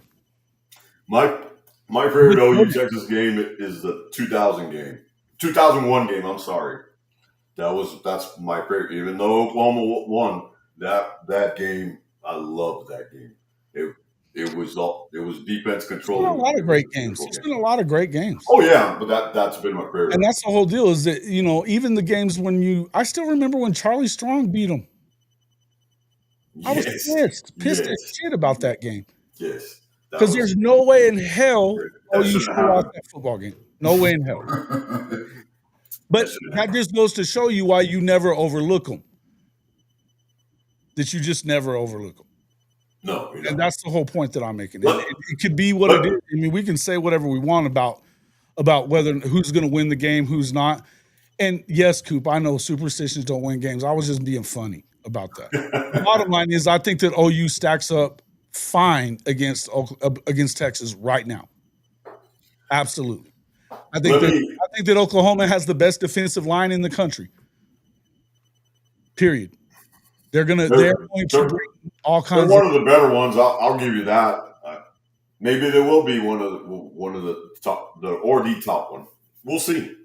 Yeah, I mean, this is you can say that going into it. What it ends up looking like at the end of the year, I don't know. We're going to find out. I think the fact is, they're going to be able to get pressure on that defensive line with light boxes, which is what you have to do in the SEC. This is why I like their chances against everybody this year. I thought Venables didn't want to play a light box. That was his disagreement with Ali. I think I thought that was no he didn't want to play a 3-4. Well, that's a light box. But they're still going to have a light box. It's still they're going to run a 4-2-5 more a lot of 4-2-5 stuff. What do you consider a light box? 3, 6, 5 and 6, right? Okay.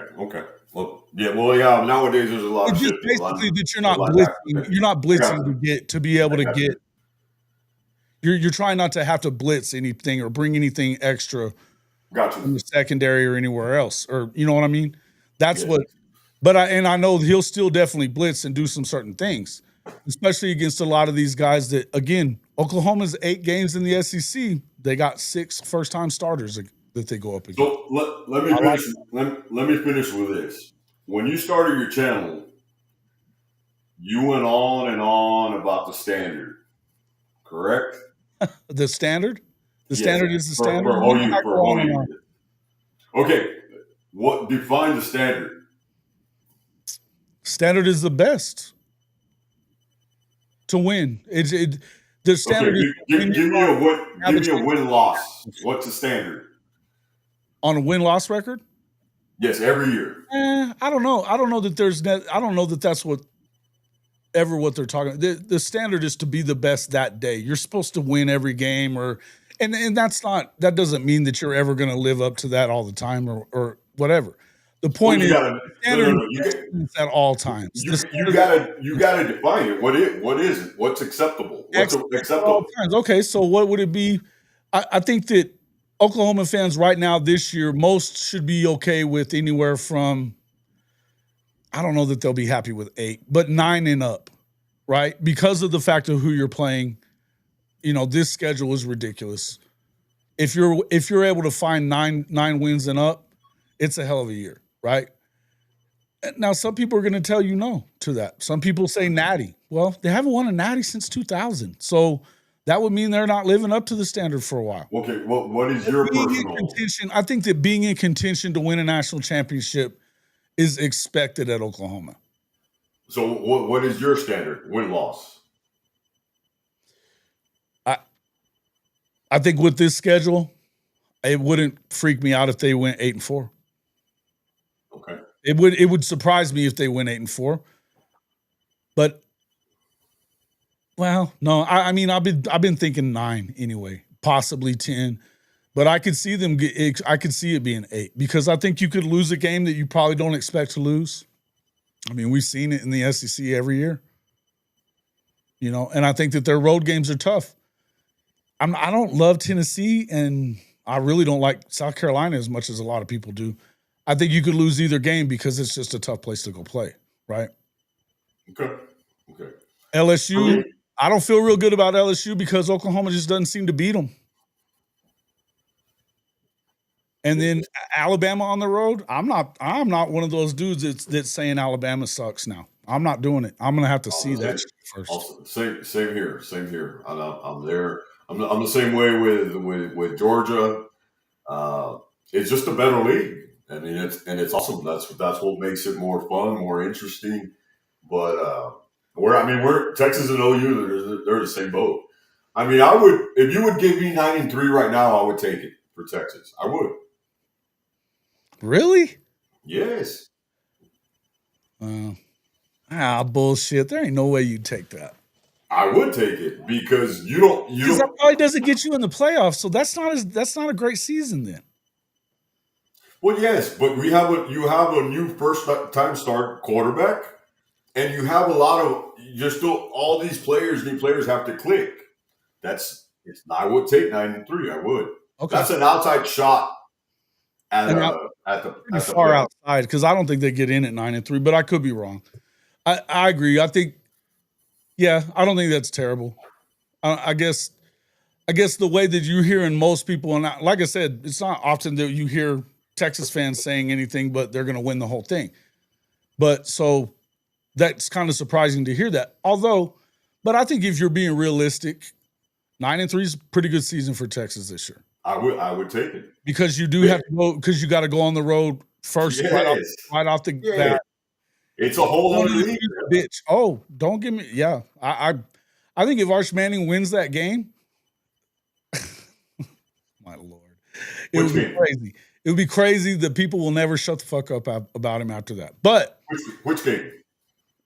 Ohio State. You go over there and win that game right out the gates. I think that the legend will be ridiculous. The legend will be ridiculous. He'll always be that guy. But I think you still do have, even if you win that game, I could still see you losing 3. It wouldn't surprise me if you lost 3, even if you win that game. Well, if you gave it to me, I would take a loss at Ohio State for a win at Georgia. By far. Well, yeah, it means more to win at Georgia because that's in the SEC. Yeah, it's a conference game. Yes, and then both Texas and OU they're going through a lot of firsts right now. Like I said, it's going to take 3 to 4 years to normalize. So, like I said, look, a 9-3 season for Oklahoma would be great. A 9-3 season for Texas would be good, but they got to play the games on the field, brother. They do. I think and look, for the sake of this is what we were talking about, though, just so you understand. If OU somehow comes out here and spits the bit, which I have a hard time seeing it, but because I think that they're as talented as we've ever seen them on defense, and I think that they're going to be just fine on offense. Just fine. And maybe really good. But it could be a special season. It wouldn't surprise me if it was 9-3, 8-4 even, but it could be special. Now, if somehow they come out and just eat shit and they decide to fire Venables, make no mistake, they will do it because Oklahoma will never settle for being second fiddle in any conference. But right now, you're not even second fiddle, brother. They're not going to settle for that and keep on. Look, do you see what they're doing in the portal? They're out chasing guys that they know can come in and help them win immediately. That's not something that Venables really wants to do. He knows he doesn't really have a whole lot of choice in the matter. They got to go get really good players. So I'm just saying, the way that they do things at OU is going to be we're going to go and win. And whether it's Venables or it's somebody else, they're not going to stop chasing championships. That standard of what it is which the standard is just to be the best, period.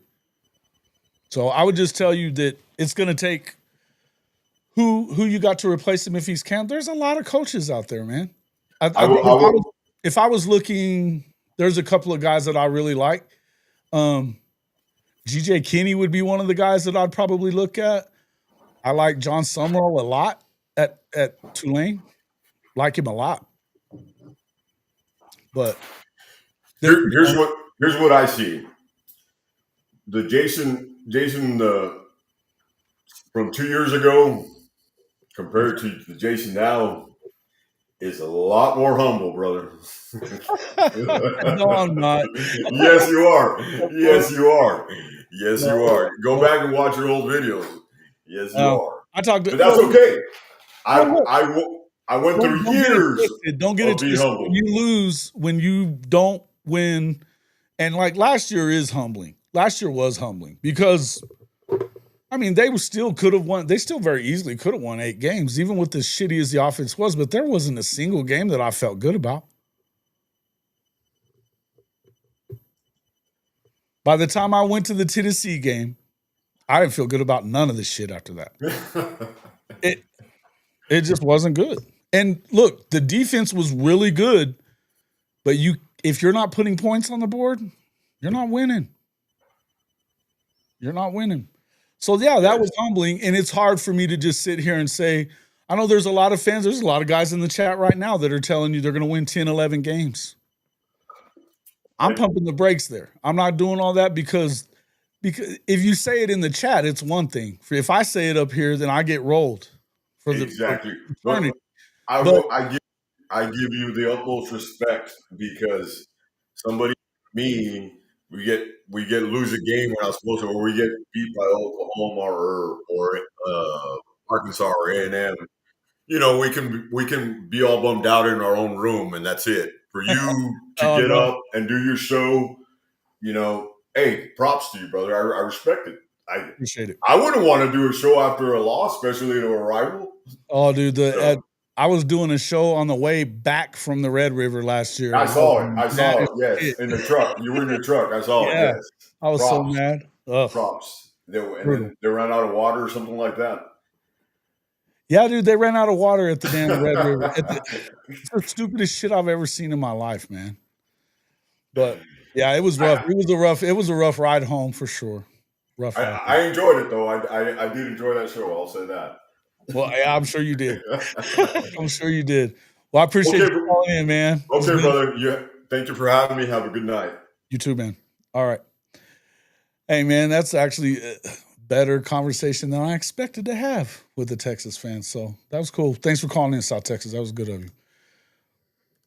Let's see. Neilio mentioned he'd take a look at someone named Eli Drinky as head coach. You bullshitting too. Never. And by the way, I'm not ready to have that conversation, really. That was the spur of the moment. A couple of coaches that I like. I believe that Brent Venables is going to get this turned around this year. I just do. Yeah, I was live with some other people too. I was. Texas shouldn't be one, but tell me why you say that as a supposed, and Kyle, I'm saying supposed because I haven't seen much that tells me you're an OU fan lately. But why top 3? Do explain. Call in. Yeah, the humble. Our Jason is. Yeah, I wasn't buying that shit either. It was all right and whatnot. Please keep them. Yeah, see, that one I don't buy though. Because as bad as he is, he's already beaten Sark. In year 2, whenever he had to completely try to rebuild the roster. So I don't believe it. I don't believe it when you guys say shit like that.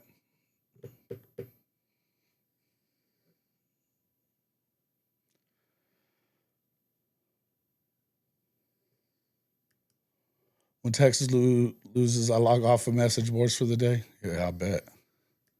And that's the hardest thing. Dude, when they lose, hey man, the first year with Venables, I was going on live after games. Satterfield, I know you remember. After the damn Texas Tech game, which, by the way, I'm still going to say this until I die. They made that fucking field goal in overtime. Oh, you made that field goal. I don't give a shit what anybody says. But I remember coming on there and thinking, why the fuck did I do this? Because I was getting killed. Will Ott be running back one? Oh, yeah. I think so. I don't think that they brought him in to sit the bench, man. I don't think they brought him in to sit the bench. No, though, I'm not even kidding about that. The Texas Tech game, when they lost that game in overtime, and within a couple of seconds of the show starting, I was like, I should not have done this. But I stayed and took it. I stayed and took the bullets. That shit was crazy. The field goal was good. It was good. Yeah. It's weird how they didn't have a camera on that upright that day. No camera on the upright. What's my starting wide receiver trio? Well, I'm not going to say Giovanni because I think as soon as he's healthy, he's right there, right? But I'm going to say for sure Deion Burks. This is, of course, health. Deion Burks. It wouldn't surprise me if Zion Kearney was one of them on like the number 2 outside receiver, and then possibly this new guy. But I mean, let me look. I've got it up here anyway, so I thought I did.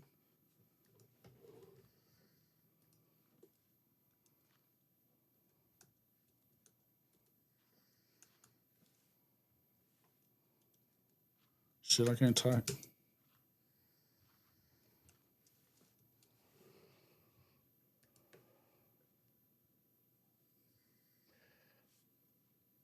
I'd love it if Jaden Gibson was back. I just don't know if he's going to be.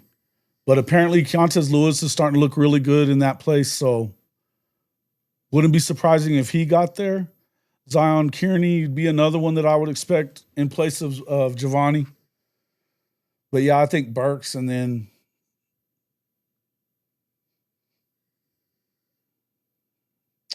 yeah, either Keontae Lewis or Zion Kearney would be the top 3.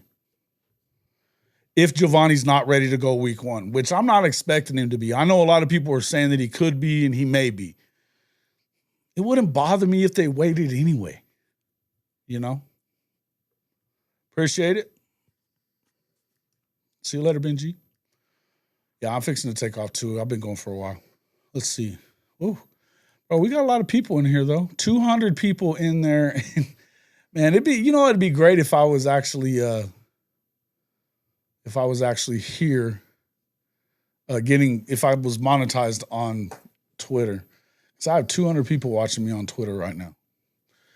Guys, make sure you hit the like button on both pages. You Twitter folks, get over here to the YouTube channel and go hit the like button. I'm going to type that in there.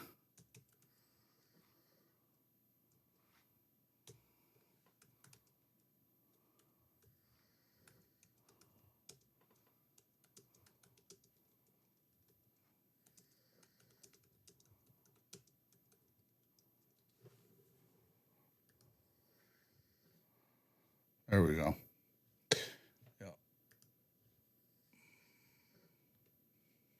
You ain't going nowhere. You just got, hey, that's your problem, drunk ass. You should have freaking showed up whenever I came on, Neilio. I've been wondering where the hell you were at, by the way. OSU lost both coordinators. Don't forget that. PK is still at Texas. So? Oh, come on, bro. This idea that PK is great is funny to me, by the way. Number two, explain to me why it is that just personnel-wise, why they're going to be that good immediately when they're replacing that many guys on defense. Because I'm not believing your bullshit at all right here. The only point I've made, I'm not telling you that Texas is going to suck. I'm telling you that winning the Natty or being the number one team in the nation today is not what I believe. They're not going to win the Natty. I think the best team in the country right now, if you're looking at them, is Notre Dame. It's not even really that close. They don't have to replace hardly anybody. Their quarterback, their quarterback's going to do what their quarterback couldn't last year. But I'm telling you that Texas has to have so many things go right for it to work out the way you guys are acting like it's a foregone conclusion. South Texas didn't even act like what you're acting like here, which surprises me, by the way. But you got to give me an actual reason why you think they're so much better. Because they don't have the same dudes coming back. Even as OSU. OSU has the best player in the country coming back. The best player in the country. And Jeremiah Smith. They have pretty much the best player, the best secondary player in the country coming back on the other side. Along with some other guys. They're loaded too. They don't have to be a whole lot different. Plus they're at home. They're both coordinators. But the thing is both of those let's just talk about, the defensive side. Say what you will about that. I would tell you on the offensive side, I've said that I believe Chip Kelly was probably the biggest reason why they won it. But the offense was generally the same with or without him. It's not like they have to make a bunch of changes. And the guys that were on the staff.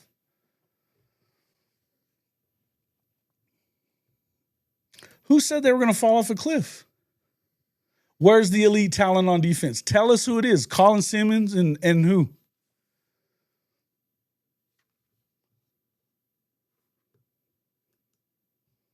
What the hell is that?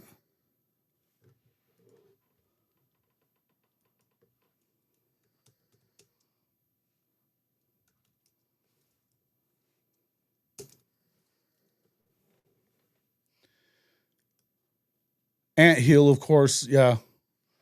I would say he's the only other one, though. Who else? Who else is so great?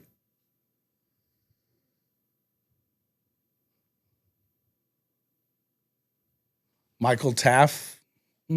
Malik Muhammad. Okay. I don't know why everybody thinks he's elite, but because he hasn't shown that he's elite yet.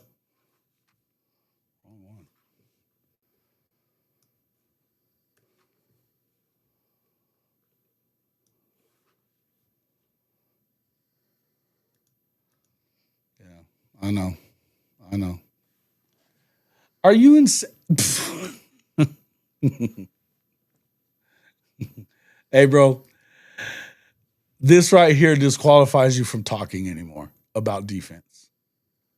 Because it ain't close. It ain't close. You got to stop. Oklahoma's defense was so god-awful whenever he got here. It ain't even kind of the same. Stop it. You got to quit talking about defense now. Stop talking about defense. Because you don't know.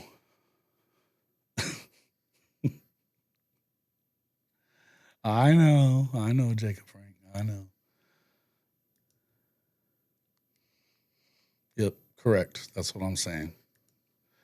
Played 18 this Saturday and late dinner out long, but a very good day. Yeah, that's good. Any day playing 18. Where'd you play? I went and hit some balls earlier today. It was a little rusty. I was hitting pretty bad. I was hitting better by the time I left, but it was a shit show to start with. Yeah, everybody got to be elite. Elite's dumb. At least it's an overused word for sure, especially when you're talking about fucking Texas.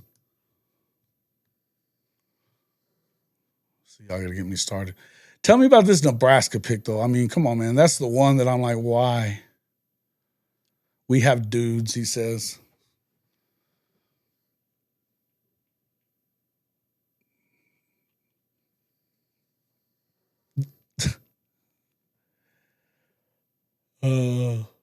Dude, you're full of shit, bro.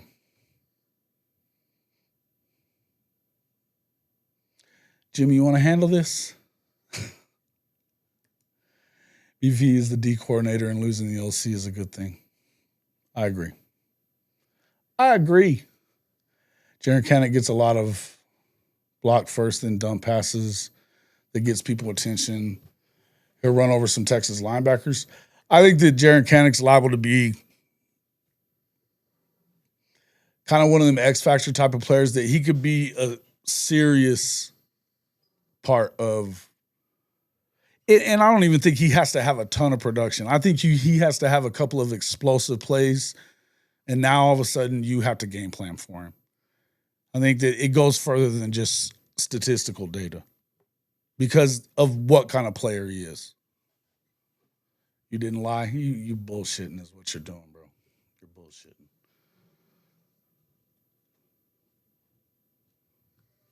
Swope Memorial. All right. Is it pretty good track or what?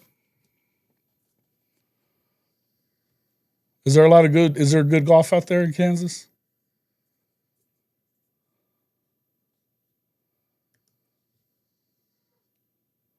I think I've ever played there. Anywhere in Kansas that I can think of. Or Missouri. No, I did play in Missouri whenever I was selling timeshare, we went to Branson that time and played at the Big Cedar Lodge.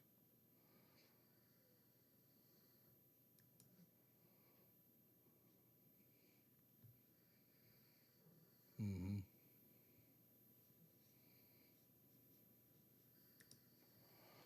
All right. Let's see how many we got in here.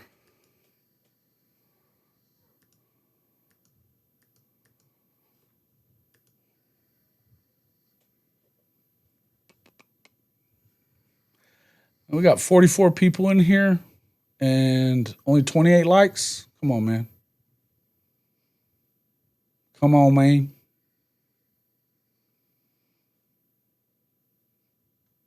Thank you, Jamie. One of the more well-known golf courses in and around KC. It's a Missouri course. Okay. Cool. Only 28 likes, man. Y'all don't want me to hang around too much. We've been going 2.5 hours, so I'm not really going to. But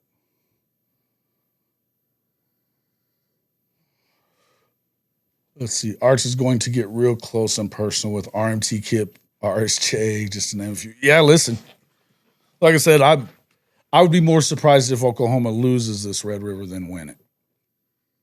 And if for no other reason other than the fact that they got to go to the damn swamp the week before that, and Oklahoma's playing Kent State. I think they're well into the game plan by then. And, you know, I would be surprised.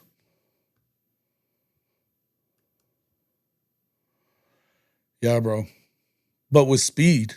I'll start with speed. You know what I mean? It's real. Topeka Country Club on Thursday. Oh yeah? What's up with that?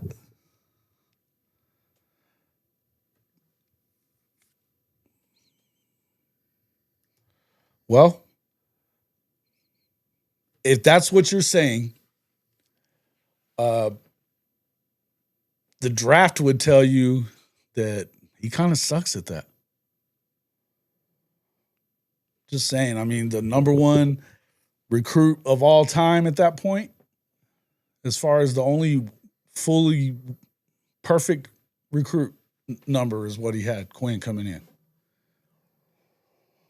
I'm just saying. I don't know. Now, and again, now I think that the damn, aside from your Chiefs and Niners, Philly, a few other teams, I think that right now they probably have the worst general managers in NFL football, period, because they ain't getting it right. But, and I don't know that I believe that Quinn was, I think he was at worst a second-round pick, and I think he was graded as a second-round guy. So it surprises me that he went as late as he did. That being said,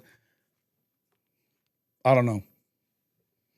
We know that the last guy, Mac Jones, who everybody was fawning over, is already out of the NFL, isn't he? He was a first rounder.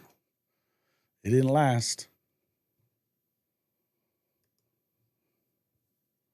I know.